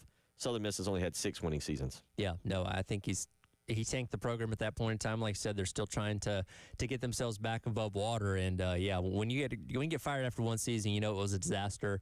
That they didn't even see optimism on the horizon that he could maybe turn the thing around. But yeah, pretty bad. Also, you had the number 1 tied. They had a tie at number 1, and the reason they're tied is because they are the 2 coaches this century to get hired and never coach a game.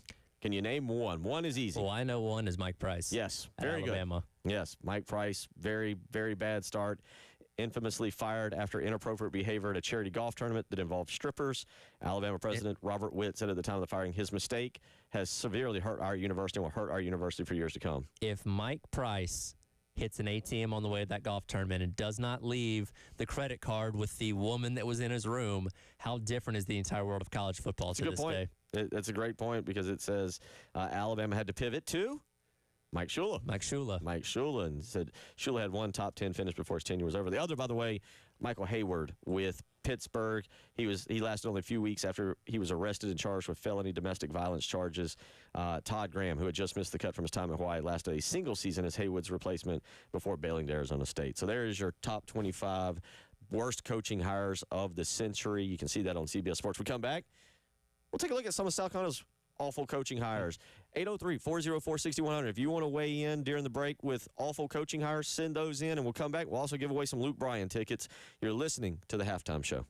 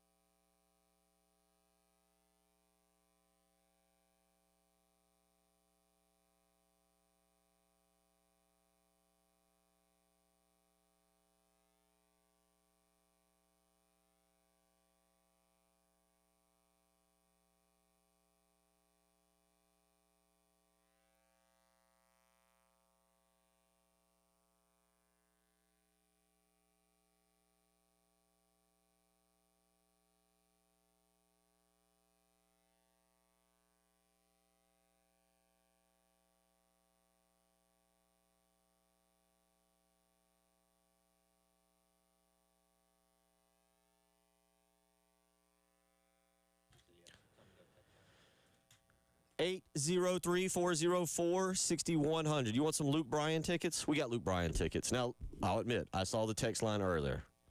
Some of y'all are some Luke Bryan haters. Got some serious issues here. When you get into what is known as bro country, that is where people really take a side. You're either really for it or you're really against it. I've noticed. I got to admit, I'm a Luke Bryan fan. I enjoy his stuff. Yeah. I will also say this: not a Luke Bryan fan. Heath Klein. I have never seen. I've never seen him get so angry as he did one day when we were out at a pregame show, and they were playing. That was before y'all did it. Yeah. The other place. They had the band playing across from us, and they had, I think at that time, audio playing, and it was Luke Bryan, "Country Girl, Shake It For Me," and Heath lost it. Really? Oh yeah. I mean, I'm not even talking about like. It wasn't as simple as I dislike that song.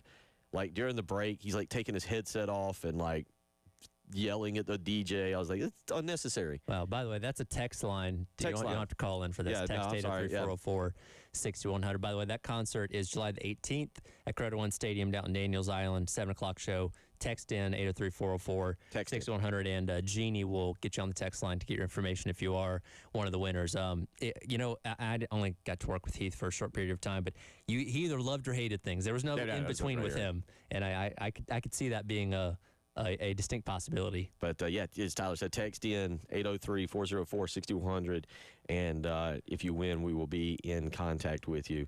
And you mentioned, again, July 18th. July 18th, Credit One Stadium. And on Daniel Island. It'll be a good concert. So, again, text in now, 803-404-6100, and we will pull a winner here shortly and be in touch with you with your phone number there. 803-404-6100. So, we just did the CBS Top 25 Worst Coaching Hires of the Century. Now, let's think about the worst coaching hires of the University of South Carolina. Yes. There are still resumes to be built. Okay, there are still resumes to be built. Let's be very clear about that. So I'm not staring down any of the current coaches on the coaching roster, even though I'm sure a couple of you out there would love to weigh in. I came up with a couple. Do you have any? Have you been able to kind of? I'm going to lean in your expertise a little bit more with this and your history with South Carolina. There's definitely one current coach that is on the cusp of potentially being one. If next season does not improve, I'll say that much. There might be two. Possibly two. There might be two. But we will ignore those because, yes, after this year, you could conceivably put one on your list. But I've got worst coaching hires. All right. And Jeff, our sales guy, sent three, I think he sent two of the three to you and I in a text message. But we'll kind of see. Let me see what Jeff sent real quick just to go back, because I feel like, our sales guy Jeff went with Steve Newton and Darren Horn.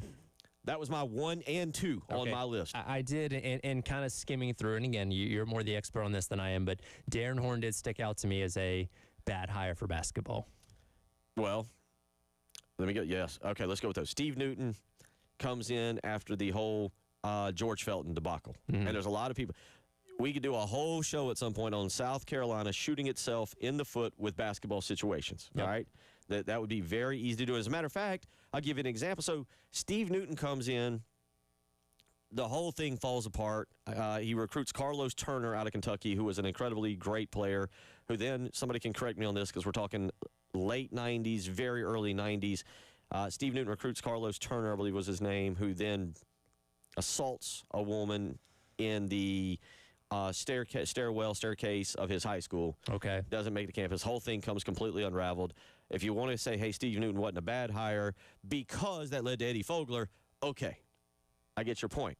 But Steve Newton was an abstract disaster.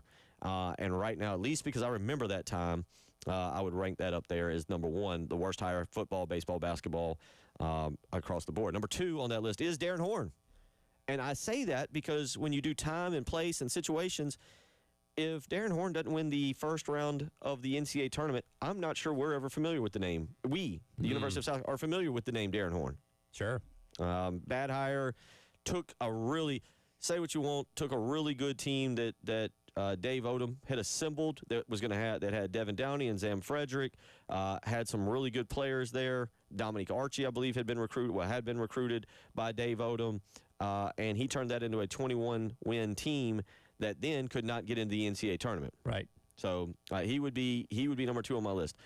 I'll stick with basketball. I'll skip to number 4.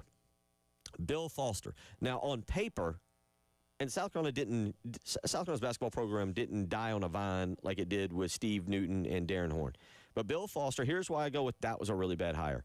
And I don't know all the details. So if you're out there and you're from the very early 80s, from the end of the Frank McGuire era, here's why I call that a bad. And I say that because I don't know all the details in terms of, was Frank McGuire's players not willing to come to the university?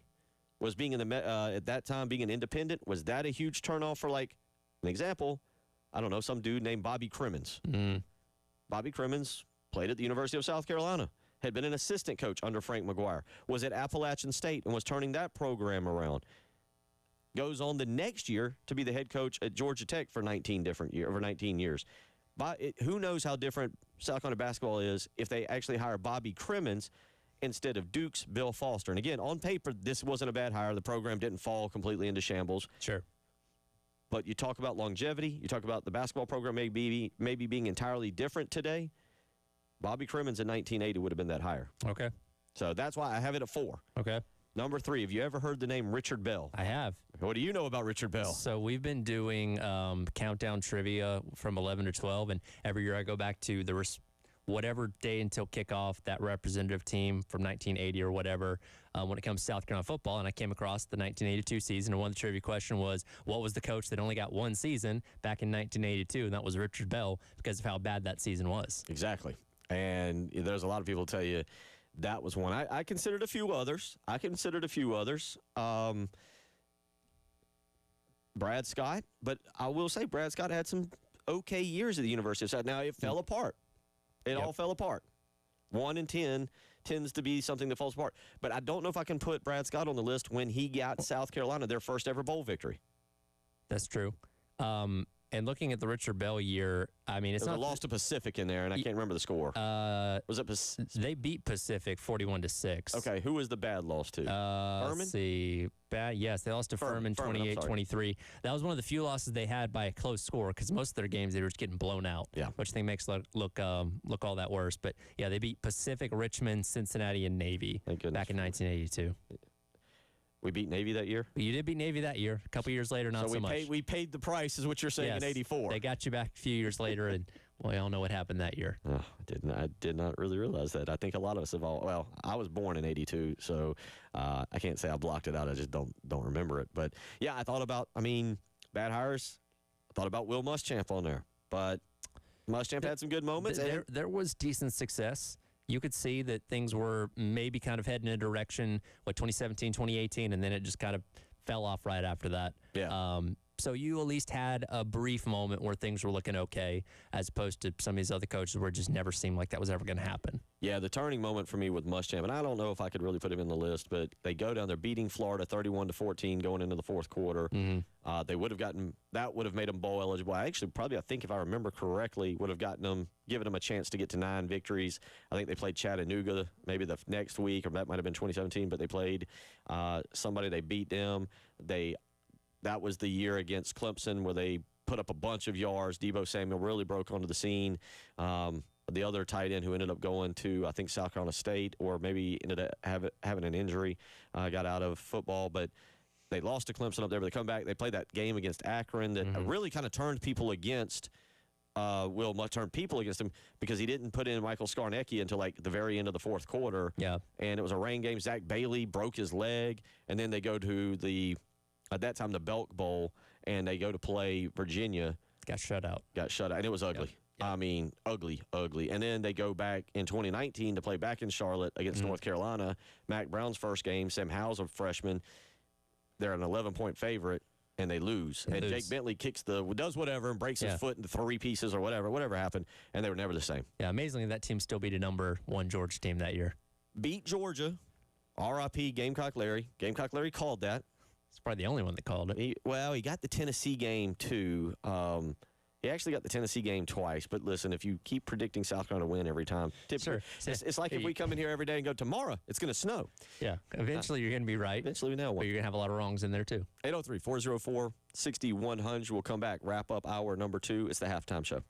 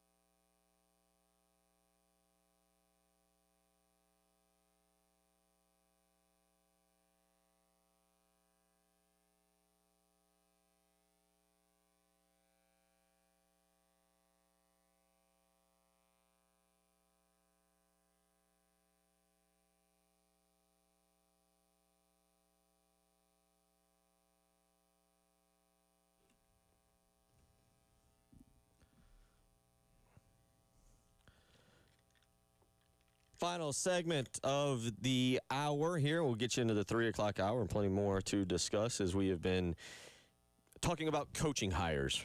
Tyler, coaching hires. And you got any from either Georgia or the Braves? Ooh. You got a few that you're ready to throw out there? I can throw a Falcons one out there. Falcons? Bobby Petrino, famously, I think that's one of the worst coaching hires in NFL history. And he realized that he couldn't bully professional athletes and like a coward left in the middle of the night with a note in everybody's locker. And then next day, have you ever heard the story of Arthur Blank have you ever heard Arthur Blank tell the story of how he found out Petrino took the Arkansas job? I have not. He said that he met with him, I think it was on because they played a Monday night game, gotten their teeth kicked in. I think he said he met with him either late that night or like Tuesday night when the rumors of the Arkansas job were swirling. And Bob Petrino looked him straight in the eye and said, I'm not taking that job. I promise you, I'm your coach. I'm here. And he said, like, he woke up the next morning and turned on the news to see him being introduced as the Arkansas head coach. Yeah. Only to find out again he left like the Colts in the middle of the night with only a note behind. Yeah, and there was a late, was it Arkansas having a late night press conference? Somebody like a press conference took it like 10:30 that night. It was a late press conference, and again, the news the next morning, because it was for social media. But yeah, that Petrino year, and again, Vic got arrested or went to jail that summer, and you were left with Joey Harrington and Byron Leftwich as your quarterbacks. Didn't have a lot to really pick from when it came to talent. So that's kind of the lost year. That led to Mike Smith getting hired, Matt Ryan getting drafted, and the Falcons were okay after that. But yeah, that 07 season was a disaster. I remember vaguely all of that coming together, and you're right. It was a wild scenario. As we've learned in the years since, Bobby Petrino is a terrible person. So it checks out. Yeah. Oh, I mean, there's nobody now that would be like, I doubt that story. Everybody would be like, yeah, I got that. The Tom Crean as Georgia's basketball coach just didn't work. There was so much excitement when he got hired that, hey, here's a guy that's taking a Marquette team to the Final Four and Dwayne Wade and all this kind of stuff. And the thing about him, we always talked about, wait till he gets his guys in here. Wait till he gets a team of his recruits on campus. And then he did, and they just didn't do anything. I mean, Anthony Edwards was there, and they accomplished nothing. He was everything I had ever heard about Tom Crean was very true when I met him. I heard bad stuff about the way he treated his assistants, the way he treated staff. Yeah. And I met him in North Augusta at Riverview. There are words I would use to describe him that I can't use on this air. Otherwise, my tenure from 12 to 3 would last 2 days. I met him one time at the Student Center, and he gave me a free Chick-fil-A sandwich. So that's my only interaction with him. Okay, so sucking up to the students, got it. That part was okay. The basketball, not so much. He was, I had two guys tell me, one of his assistants, because he was at Indiana, too. Yes, he was. That was his job before Georgia, I think. At Indiana, one of his assistants missed on a recruit, so he took the assistant's family and moved their tickets to the very top row at Assembly Hall. Wow. And it's one of those things you're like, that nobody does that. Yeah, that's not great. And then I got the same story from on the same assistant. There's the same exact story. I'm like, that two people are telling that now. But when you win, that's okay. You're just a competitor. Yeah. And people overlook that. When you start losing, though, it's a problem. Well, he's a good one on the bad hire list. David weighs in, Beth from Lamar weighs in and says, worst hire, Muschamp. Second worst, Richard Bell. Oh, Beth, I don't think a lot of people would agree with you on that. 82 was a long time ago. Yeah, and a lot of us, I didn't live through that, obviously, but it seems like it was a pretty disastrous year. Yeah, all things considered. I say that, I told Tyler off air, my father just texted me and was like, I remember the Richard Bell era. He said, telling me, he's like, you were 5 to 7 months old, and I would complain weekly to you. He was venting to you. Yeah, well, it led me to, I guess, where I am now. KT from Lexington said, Muschamp did less with more than any other coach. Ooh. But see, don't we always say that about, like, Muschamp got him the first year. But matter of fact, it was the first year that I was here. 9 years. Golly, has it been 9 years? 2016. That was the second year. Or it was first year. First year. Muschamp got him to a bowl game. Got him to the Birmingham Bowl. Remember, everybody thought like, oh, look at this Muschamp doing more with less, doing so much more with less. He gets him to beats Vanderbilt with a long field goal to open the season, and then promptly, struggled for a couple games and inserts Jake Bentley, and things take off. But it's very, very much like when he took over at Florida after Urban Meyer. He had success with those Meyer recruits, but as soon as it was a team full of his guys, it started sucking. Well, and Preston and I talked about this. The problem is, look at all the dudes from those teams that went to the NFL. Yep. Ernest Jones, DJ Wanham, obviously Israel McQuamu, J.C. Horn. I'm blanking on Keyshawn Nixon, who for some reason keeps getting Rico Dowdle.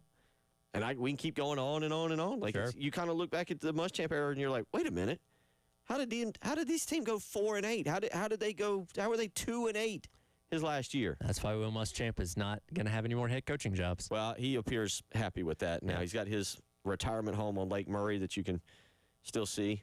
Beautiful home, by the way. And you've also got him now just being a what is it, a GA basically. He gets to grind tape. That's his favorite thing. That is true. And then travel on the weekends and have to be at a Georgia game. We'll come back. Hour 3 on the way. We'll get into a couple other things, such as the media days. We'll kind of update you on that. And Tyler wants to get into some jersey ads. We'll certainly hit on that as well. You're listening to the Halftime Show.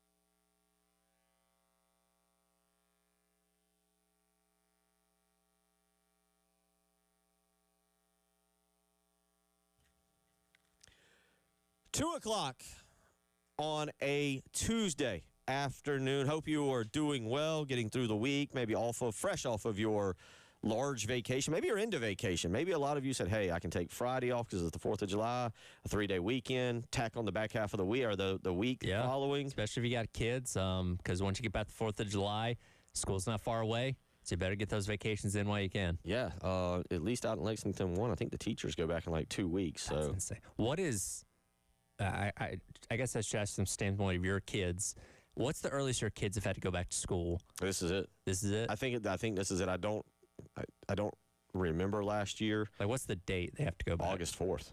Jeez. Yeah. When I was a kid, we would go back like July 27th. The one difference they had, July 27th? Yeah, there was a period of time where we would start going back at the end of July. When did y'all get out of school? We would get out. We always got out the weekend of Memorial Day. Okay. So like that Friday. But yeah, there was a period of time that we just started going back at the end of July for some reason. Grief. That sucked. Yeah. They got out, my kids got out essentially the Tuesday, the week of Memorial Day, because I think Wednesday, Thursday was like half days. And then those days are worthless anyway. Yeah, nobody cares. I think Preston broke it down a while back and was like, yeah, teachers aren't keeping. There's a video on. Watch the video. And if you go to those days, you're helping the teacher clean their classroom Basically. out. Like, all right, here's some boxes, put this stuff in there because I'm moving to another classroom next year. So, yeah. So, for all you administrators and teachers and, again, educators out there, enjoy the final about 2 weeks of your summer. And then before you know it, we'll be ready for the NFL Hall of Fame game, and football will be back. Right, July 31st.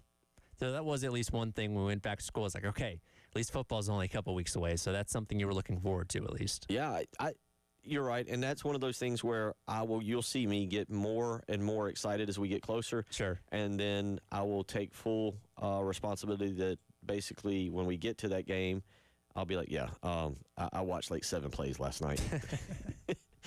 I couldn't get into it, but you're right. July 31st, it'll be the Chargers and the Lions. That'll be that Thursday night, 8 o'clock. It's something you watch like the first drive or two, and then it becomes background noise where you're doing other things. And hey, if somebody runs a kickback, you go back and watch it. But most of these guys are going to get cut anyway, Right. so you're not really watching to learn anything. So yeah, we will. July 31st is when the NFL will be back. Now, with that in mind, are you a CFL, a Canadian Football League guy?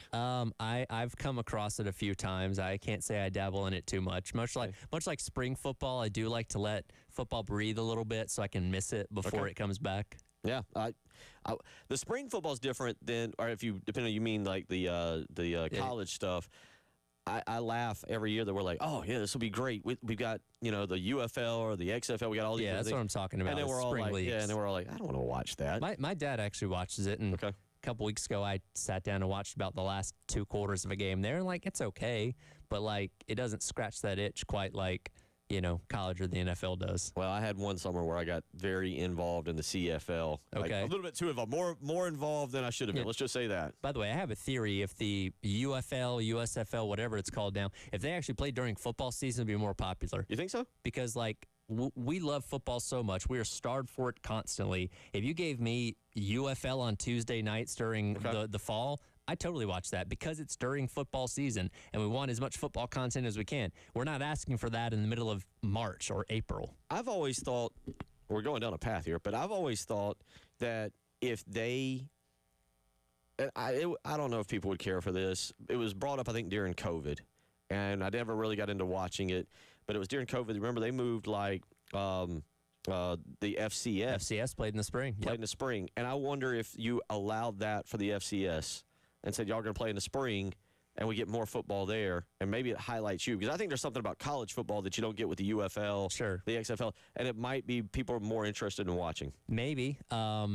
I don't know. That's an idea. I watched a little bit of the spring FCS when they did that back in 2021. But yeah, again, outside of the original USFL, which before it folded was doing okay because they had actual superstar players like Jim Kelly and Herschel Walker and all that kind of stuff. But no league has really ever caught on since then. It's like this experiment we keep trying that is only so successful.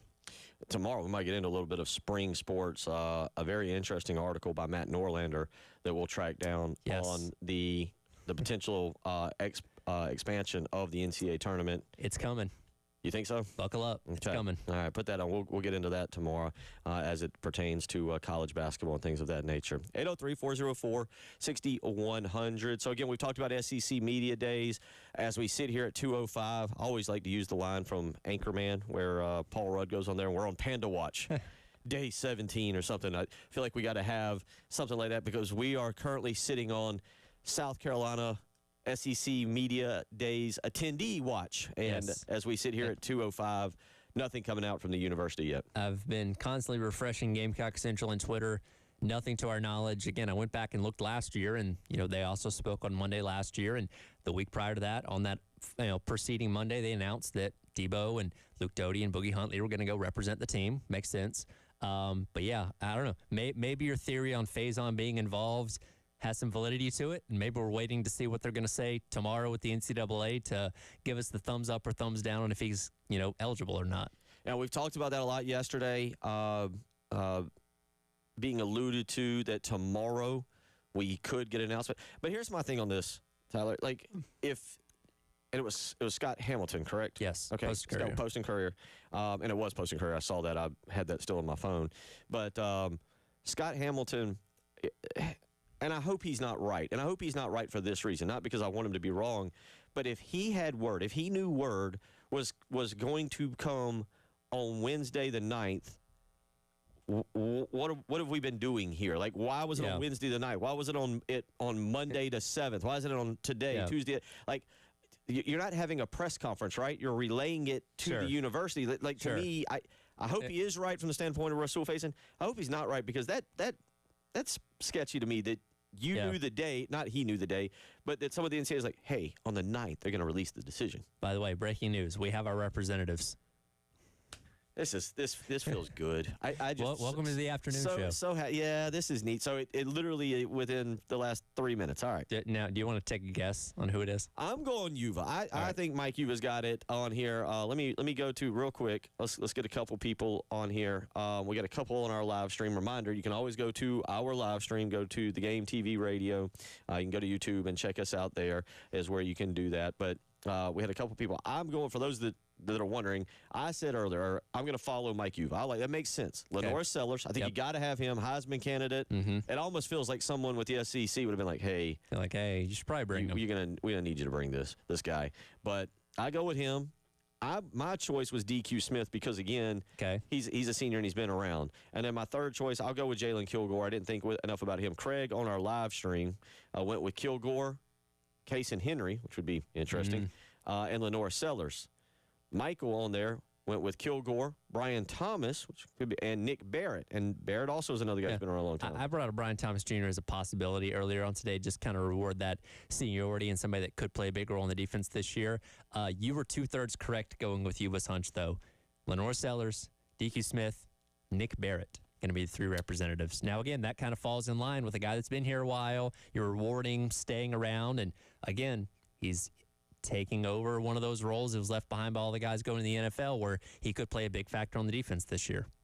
So, again, as you just heard Tyler say, now we're going to have to get a sounder for breaking news that I'm just going to be I feel like we had one before. We have. Y'all might have had one.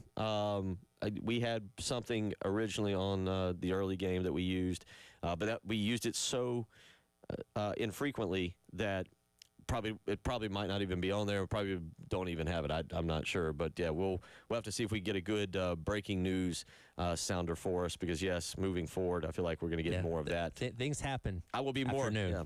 So again, as you just heard Tyler say there, we now know our three representatives: Lenore Sellers, DQ Smith. Not shocked at either of those. Nick Barrett, as you said, fits in with what Shane likes to do. Reward the seniors.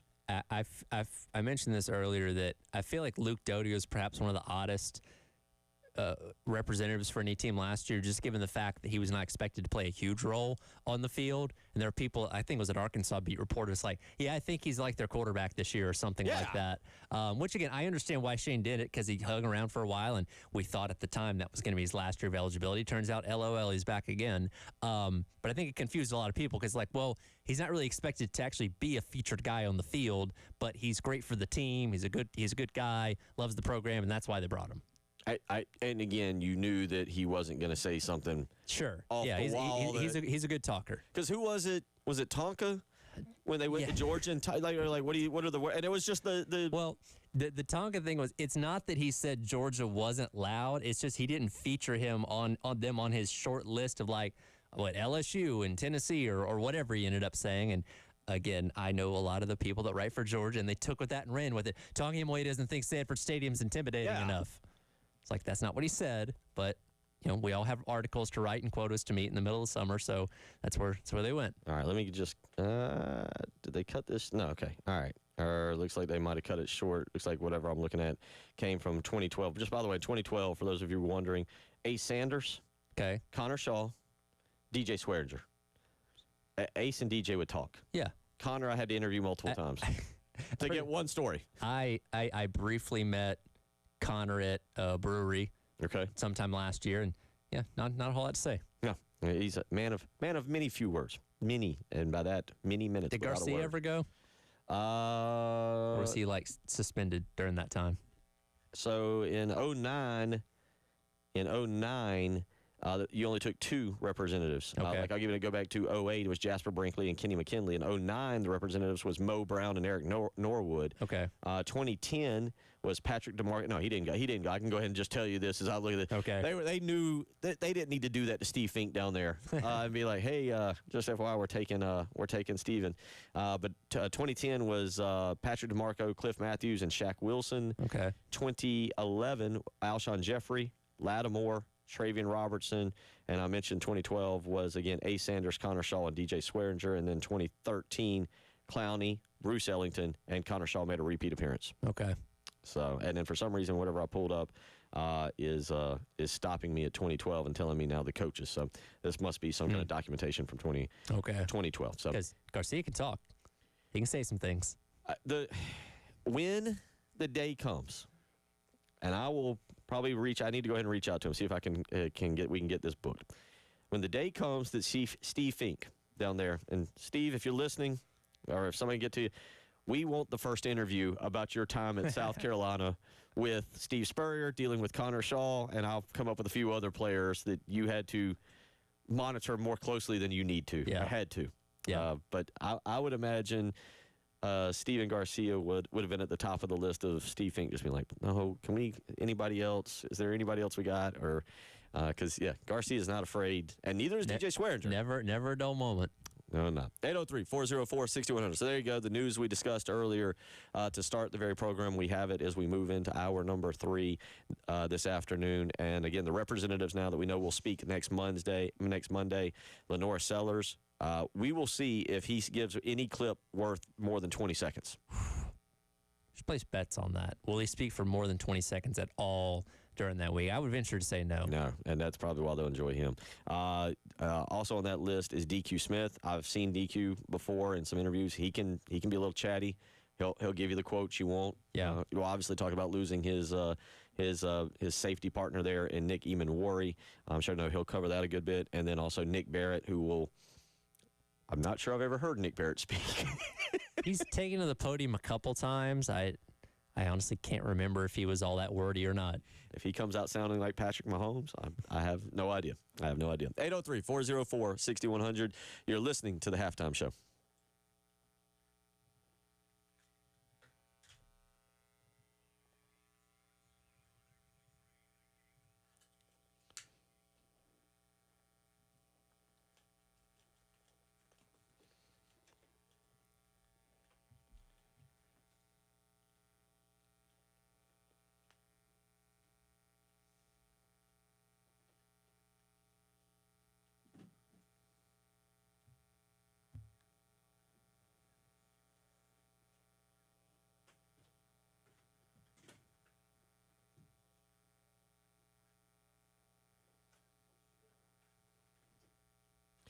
Bill Gunner for Mid-State Roofing, where for nearly 30 years the family, Larry Leitner and the family at Midstate Roofing, has been the proven leader in the roofing and waterproofing industry. And it's that history, those 30 years, that is your assurance that their professionals will provide the proper advice, the service, and most importantly, the results you need for your facility to stay dry and running long into the future. Most importantly, they're going to do that in a manner both safe and pleasing to you and your operation. Because at Midstate Roofing, they design and install bonded systems with a protective guarantee that keeps your operation, just like I mentioned, dry and running. So give them a phone call 24 hours a day, 7 days a week. Midstate Roofing is there to help you with a maintenance contract. You call during hours, you'll speak with a Midstate Roofing employee.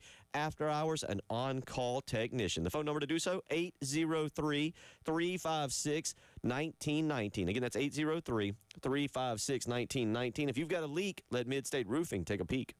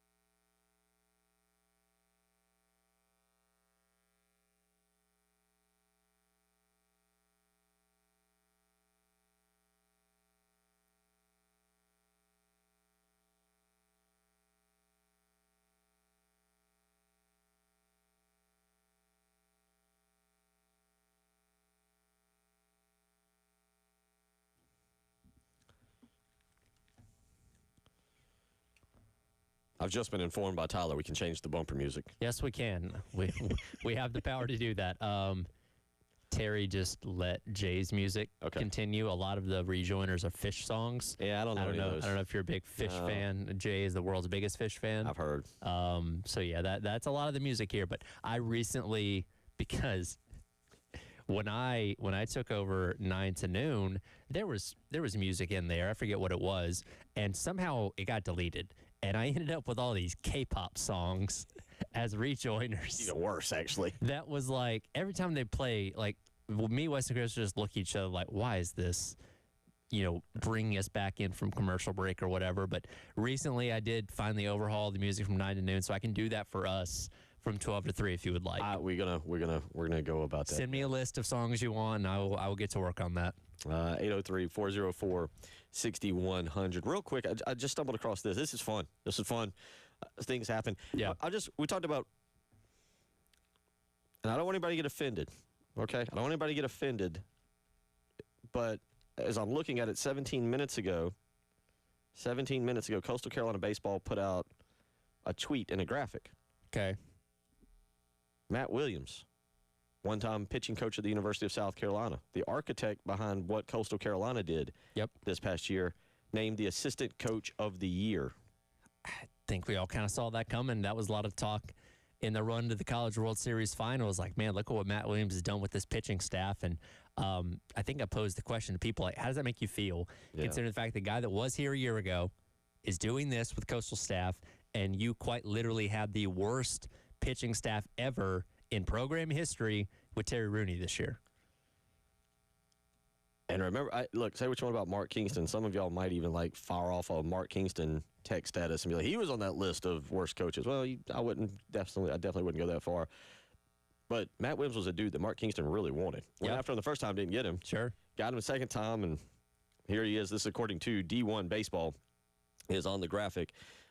Pitching coach and assistant coach of the assistant coach of the year award goes to Matt Williams of Coastal Carolina. And I know in the near future, I know he's been taking a little bit of a vacation and also trying to do the transfer portal recruiting. But we will have Kevin Schnall on here. Okay, cool. I feel like his attitude might fit us a little bit better than trying to do a morning show with him. Sure. Maybe he's not a morning person. I think he wakes up as intense as he looks at any other time during the day. He doesn't like to venture too off the field. No. It doesn't seem like when it comes to some of the fun things that you and Preston kind of tried to work in there. Yeah, we did get him to admit hot dogs. He did enjoy those one time. But okay. we will catch up with him before the end of the month as well and talk about their run to the College World Series. But right now, kind of going back and forth between some football. And one of the things, again, if you're just tuning back in, is that South Carolina has announced there are 3 representatives for SEC Media Days next Monday. Tyler told me off air, David Cloninger has put out that it looks like they'll start speaking around 11:45 next week. That's what he tweeted out yesterday. I've not seen any kind of formal scheduling anywhere else, so maybe he knows somebody that passed that along to him, but he's the only one I've seen put that out there. That sounds about right. I believe you would have I believe Greg Sankey would go on at about 9 or 9:30 without knowing the exact time. Yep. So, of course, we'll have that ready for you next week, 11:45. Did you say 10:45 or 11:45? 11:45. Brian Kelly will be the first coach speaking after Sankey goes up there and talks for 45 minutes or whatever he's going to do. Yeah, Sankey. It'll be an interesting week for Sankey. Yeah. Next week, discussing some of the stuff that is now taking place. He can fire some shots back at Brett Yormark. We'll maybe get into some of that tomorrow. Yeah. But, it's the first shots being fired from the media days. By the ADs. We're all acting like children out here. 803-404-6100. Interesting topic here. And Tony Annan, by the way, is going to come on with us tomorrow. Tony Annan will join us from 12:15 to 1 o'clock tomorrow. And we'll get a little bit more into the NIL. Now that you got the ad revenue, the revenue stream, one of the things is all these ADs, all these sports are looking for different ways to raise money. And you came across something with LSU seeking to have jersey patches. Yeah, so LSU is seeking approval to be able to put jersey patches on like you see in, the NBA. You see it in soccer. Now the entire uniforms in professional sports are, adorned with sponsors. And I kind of think we saw this coming, right? It's surprising me the NFL hasn't gone this far. They do on practice uniforms and stuff like that. Well, but the NBA is big on this now, right? The NBA is big on that now. Obviously, Major League Baseball, you have the patches on the sleeves now with those uniforms. But yeah, when you're looking to try and generate revenue every single year, if you can have a company that's going to be willing to pay you millions of dollars to put that logo on every single football uniform, and this is across all sports. It's not just football. They want to try and get this for all their sports. So, yeah, for a sport like soccer that, again, is not the most revenue-producing sport, if you can have a certain brand say, hey, we want to be the sponsor of this team, we'll pay you X amount of $1 million every single year to have that patch on the uniform, boom, there's part of your revenue. I would think with With football, basketball, and probably baseball, you're talking in the millions. Maybe with soccer, with volleyball. I know her team was really good this year with Ashley Chastain-Woodard with softball. Sure. Maybe you're willing to take more around $250,000 or $500,000 because it supplements what you're trying to do. Something's better than nothing. And again, all these schools right now are confident they can pay up to that $20.5 million right out of the gate. But as we get down the line with this thing, generating that revenue every single year is going to become tougher and tougher. So if you have those revenue streams through, sponsorships and jersey patches or whatever it may be, there's where your money's coming from. And I imagine if they get approved to do this, every school's going to fall in line, with the exception of maybe a couple that are so that hold the sanctity of their uniform so closely they wouldn't desecrate it with a logo on it. That's another. So you got me thinking, and we'll circle back to this because I want to get to. Tyler's got some great stuff on when trying to partake in a tradition goes horribly wrong. But I want y'all to sit out there and think about this for a second, because I don't think the answer is as simple as just we do that. As you just said, you worded it perfectly. Sacred jerseys. Well, what about sacred football stadiums? Yeah. I didn't think about this until the way you just worded it. I can't imagine it being. How do I want to word this? I'll just say T-Mobile. I got a T-Mobile phone. Sure. Let's just say T-Mobile Stadium at Williams-Brice T-Mobile Stadium. Mm-hmm. How would you feel about that as a fan? I feel like the younger fans are going to be like, yeah, I don't care, whatever. It's the older fans that are like, whoa, no. As a person whose home racetrack just got renamed a couple of weeks ago to Echo Park Automotive Speedway, I understand. I'm never calling it that. It's always going to be Atlanta to me. But I went to the race a couple weeks ago or last weekend, and everything was green and yellow, Echo Park this, Echo Park that. I bought a T-shirt that says Echo Park Speedway. So we hold those names dear to us because it's always been something for our entire lives. But when you see a way to make more revenue, and again, as important as it's becoming in college sports now, you're not going to say no if T-Mobile says, hey, we're going to pay you $10 million a year to sponsor Williams-Brice Stadium. Of course you're going to do that. Be silly not to. And part of it is Colonial Life Arena, Founders Park. Yep. But we're accustomed to those. Sure. Because that was their names from the beginning. I got to be dead honest. I have no idea. Is it Founders Bank? I have no idea what Founders Credit is. Union. Is it Credit Union? Okay, yeah. And but again, it's always been that. Right. When you have that name from the beginning, people get used to it. And I look at this for like the Braves, it wasn't a change in sponsorship, it was a change in the name of the company, but people got used to calling it SunTrust Park, and it became Truist Park. Very true. And some people still call it SunTrust Park. But again, the name changed because you were used to one thing when it began, and people like stick to what they know. So, yeah, if T-Mobile decided to take over naming rights of Willie B and it became T-Mobile Stadium, most people would still call it Willie B. Yeah, and I just wonder how people, and I'll ask the same thing to Clemson, and let's go both. I think Clemson fans and South Carolina fans, if you think about your jersey having a patch on them, again, whatever big business you want to go with, but, you come back to it and you say, how would Clemson fans feel about, Mid-State Roofing's Memorial Stadium? Sure. You get the point on that. It's very interesting. I think jersey patches are something you eventually get used to. Obviously, there would be an uproar out of the gate. I don't know if there would. I don't know. Like with baseball, everybody got upset. Oh my God, I can't believe they're putting ads on baseball uniforms. I don't even notice it now. Right. Like it becomes part of it. And in time, and like bowl games put patches on uniforms. Like it's not a thing we haven't seen before. But yes, just having one brand on there is going to be different. But I think in time you'll forget about it. Honestly, we'll circle back. I'd like to hear people's opinion on that, and as we get closer to football season. But to Tyler's point, that's generating revenue. Yeah, and if they're willing to pay you for it at this day and age, take all you can get. You got to. You're gonna have to. Yeah. To keep up with the Joneses. Yeah. At least what I'm reading, the Tamari and Watkins recruitment sounds like it's coming down to a massive NIL deal or staying home. Yep. So what if you could present a massive NIL deal along with being able to stay home? There you go. 803-404-6100. That's how you can join the halftime show. Tyler Head, Bill Gunner, and Corporal. Ed Sure, Bird. there you go. Good enough. I don't know all the ranks. You're listening to the halftime show.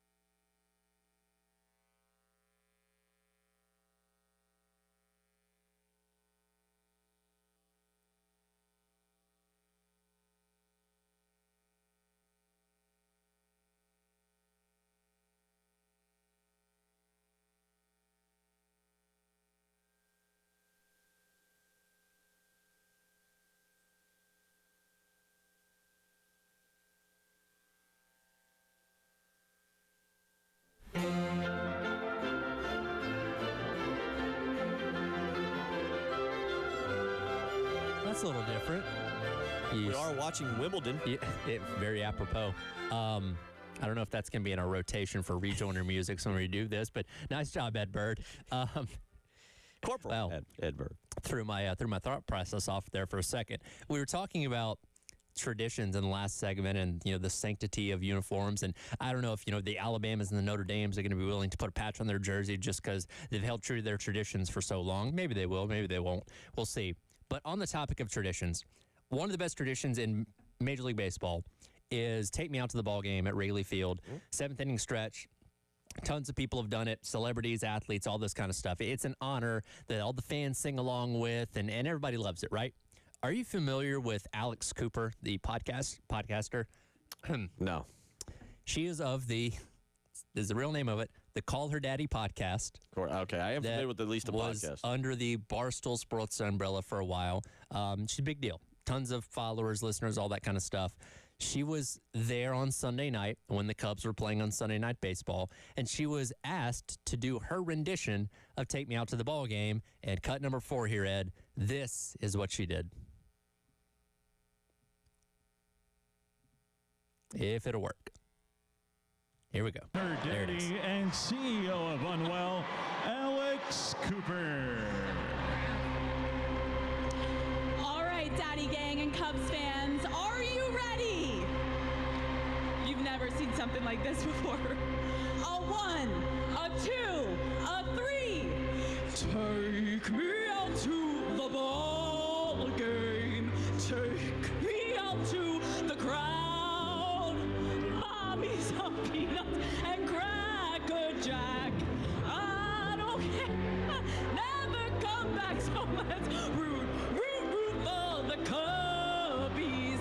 If they don't win, it's a shame. So it's 1, 2, 3 strikes, you're out at the old game.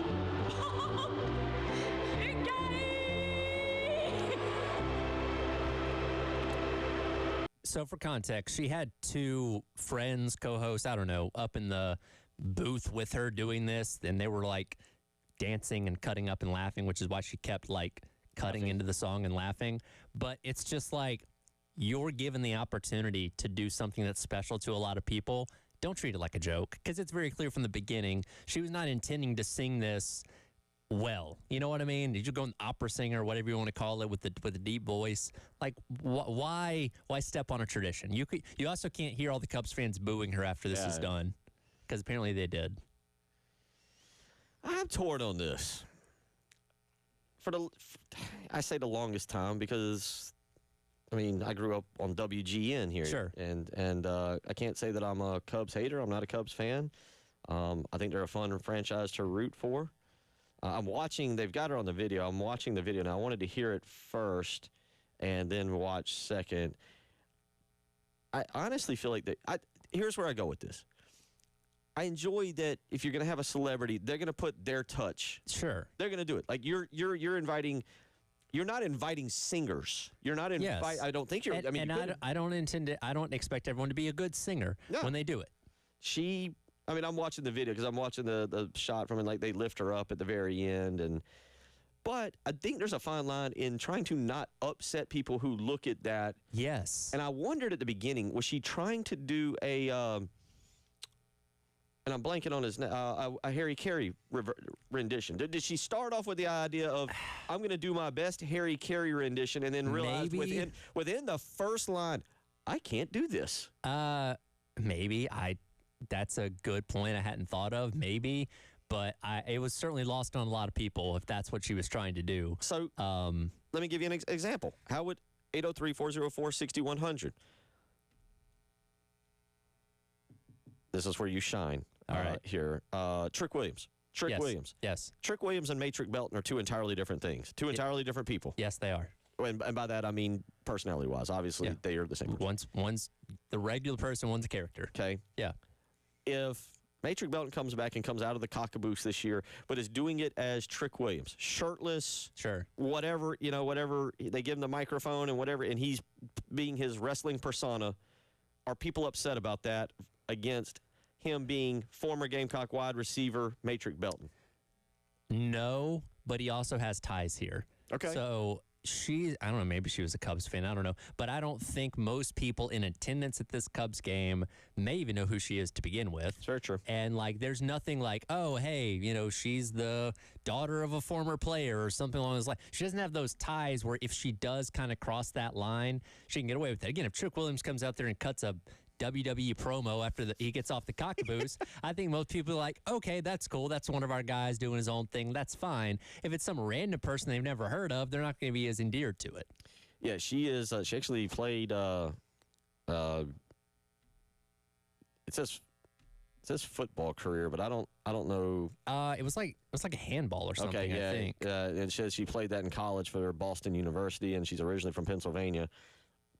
Just the fact that she's kind of northern like that lets me know that she has knowledge of it. She also she has knowledge of what what it means. And again, she's been in sports media, so I'm sure she's well versed on what that means and stuff. It's not like she's a complete outsider. And that's another thing for me too, is like women have a tough enough time getting respect in sports media. So like when you have somebody like this making a mockery of this kind of thing, I think that hurts the credibility of a lot of women out there that are trying to actually do a good job when it comes to their world and their role in sports media. So this hurts them too. I don't know.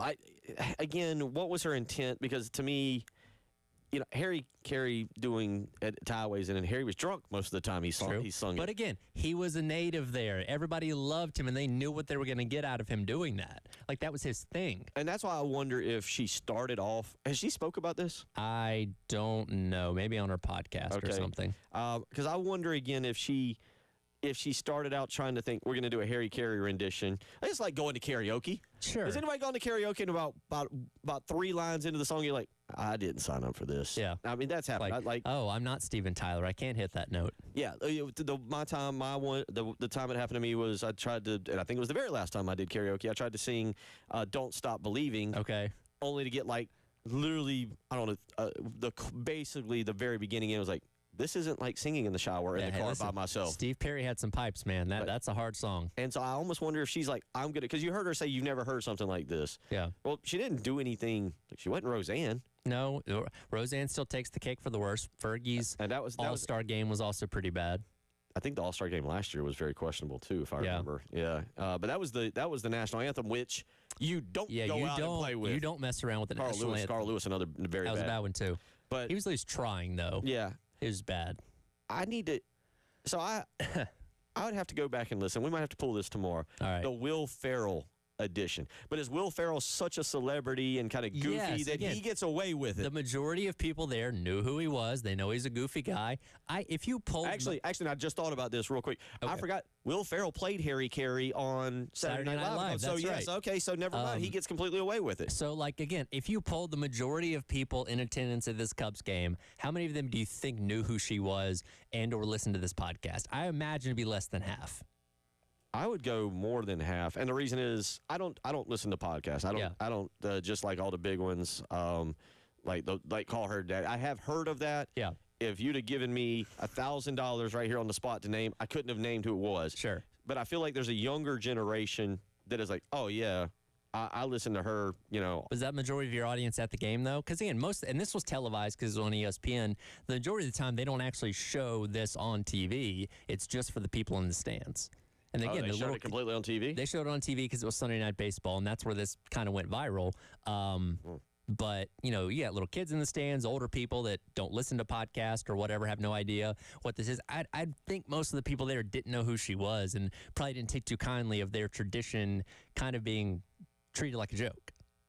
And I do completely understand that. If you take offense to a big tradition like that, yeah. If somebody you didn't know was in charge of calling the Gamecocks before the game and they were giggling every time they said it and treating it like a joke, you wouldn't like that.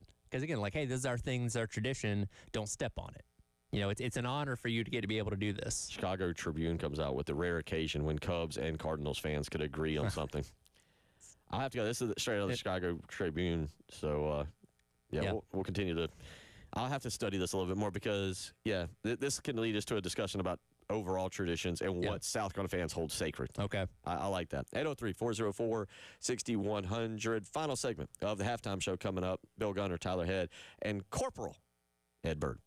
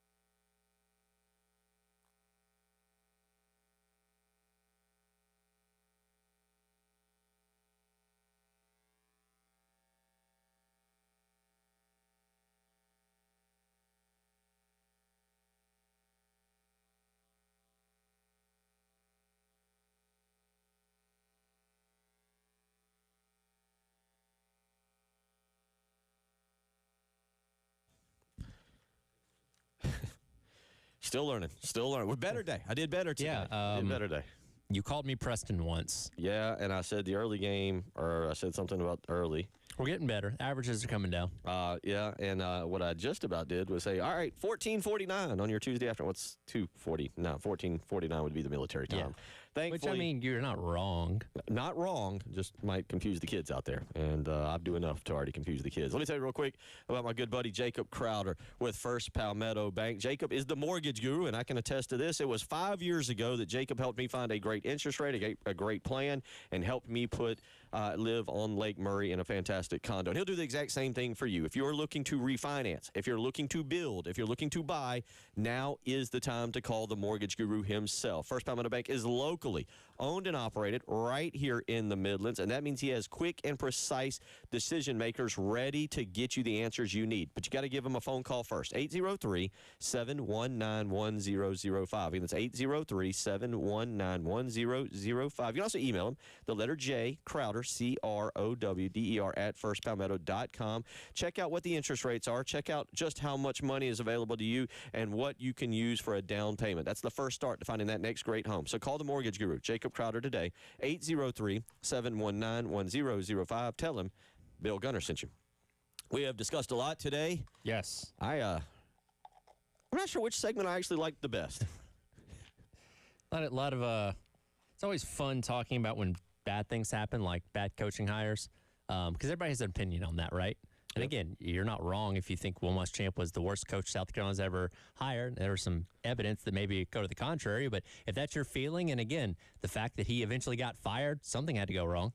Well, I think it becomes a bad coaching hire because a lot of people looked at it and was like, well, he couldn't get it done at Florida. Yeah. Why would you think he would get it done at South Carolina? But he didn't make my list. Does the fact that they both came in at the same time, with Kirby going to Georgia in 2016, Will Muschamp coming here, does the success that Georgia has had since then, and the fact that there was potential that you could have gotten him as well, does that make the Will Muschamp era look that much worse? No, because I don't think Kirby would have succeeded here either. Okay. Like, I don't. At least in 2016. At least in 2016. And I think most people would stay the same in 2025. The resources, the prestige, the pedigree of what Georgia brings and what Florida brings, and then what South Carolina brings, two entirely. I don't think Kirby. I think Kirby would have been Will Muschamp, essentially the same. So if he got hired in 16 instead of Muschamp, would he still be the coach here, or they fired him and moved on to somebody else? I don't know if Kirby would have bottomed out, but if you go look at it now, was it Todd Monken? Mm-hmm. Was it Todd Monken he hired, and Monken kind of changed the Georgia offense? Monken took him to another level, Yeah, man. and now granted, he had some dudes. Sure. He had some. I can go. Hey, give me Alshon Jeffrey and Bruce Ellington and Sure. Marcus Lattimore, and Hey, I'm going to get the ball to those guys. Yeah. That's my plan. which actually you would think is easy, but we've seen that. I'll never forget. You mentioned that Steve Spurrier, one of his first years, was up at Vanderbilt, and South Carolina's down around the 5-yard line. And I don't remember who was, like Chris Smelly or somebody. It was an early game, and it was at Vanderbilt, and Sidney Rice was out there. So it might have been Blake Mitchell or whatever. But I watched Spurrier walk almost to the hash, hold up 4 fingers for Sidney Rice, and point at him. And whoever the quarterback was, essentially, Spurrier didn't even call a play. He's just throw it to 4. Get it to that guy. Or in his voice, throw it to 4. But so you would think, but we've also seen offensive coordinators around here be like, I don't know how to do that. It was Marcus Satterfield, I think, at one time was like, yeah, I don't really know who's out there. We just call a play. Yeah. You're like, oh, that's really not don't good. know who's out there. There was, as we come to learn, there was a guy that number 17 that was pretty good that we didn't really know about too much until Dal Loggins took over. And it's like, hey, this guy's pretty athletic and can catch and run. Maybe we should give him the ball more. Yeah, and so, but to go back, I don't think Kirby would be. I don't think South Carolina would be where Georgia is. There's too many inherent advantages at the University of Georgia, but I also don't think Will Muschamp. Look, I remember that year, 2020. I remember COVID. All of a sudden, the debate became, well, number one, reason I shouldn't ever really do radio or make hot takes is because after Muschamp beat Auburn with Mike Bobo, I was like, he's found his offensive coordinator. This program's about to take off. Yeah. And Will Muschamp never won another football game as the head coach at the University of South Carolina. It's okay. We've all been wrong about things. That's why we do this job. But with that being said, I don't think it would have bottomed out. I mean, there were discussion that year, like, how can you fire him? How can you come up with the money? Well, that's the thing. I remember the COVID years. Like nobody's going to fire anybody. There's no way you can do that just because the money and the uncertainty and all that kind of stuff. But when it was that bad, it's like I don't care what it costs. We got to get this guy out of here. So my 4 worst coaching hires, though: Steve Newton and Darren Horn, Richard Bell for the singular season in 1982, and Bill Foster. And not so much because of what Bill Foster did or anything. It's Bill Foster more because at that time, the other options you had, they had, and I'll point to one directly, Bobby Crimmins at Appalachian State. Now, maybe Bobby didn't want to go be a part of this program after what they did to Frank McGuire. Mm-hmm. Maybe there's other reasons. Who knows? A lot of fun day. A lot of fun. Absolutely. We got a lot more tomorrow. Day 2. We'll see if I went from about 5 mistakes to 3 today. Yeah. Well, we'll see if Coach Annan can help you out with that. Oh, boy. Yeah, we'll see. Normally he comes in bright and early. Tony Annan in with us tomorrow, 12:15 to 1 o'clock. We'll talk some soccer with him, talk about his program, and also get into some NIL and rev share and what he's doing. Y'all have a great rest of the day. Tyler, producer Ed Bird, that was a lot of fun.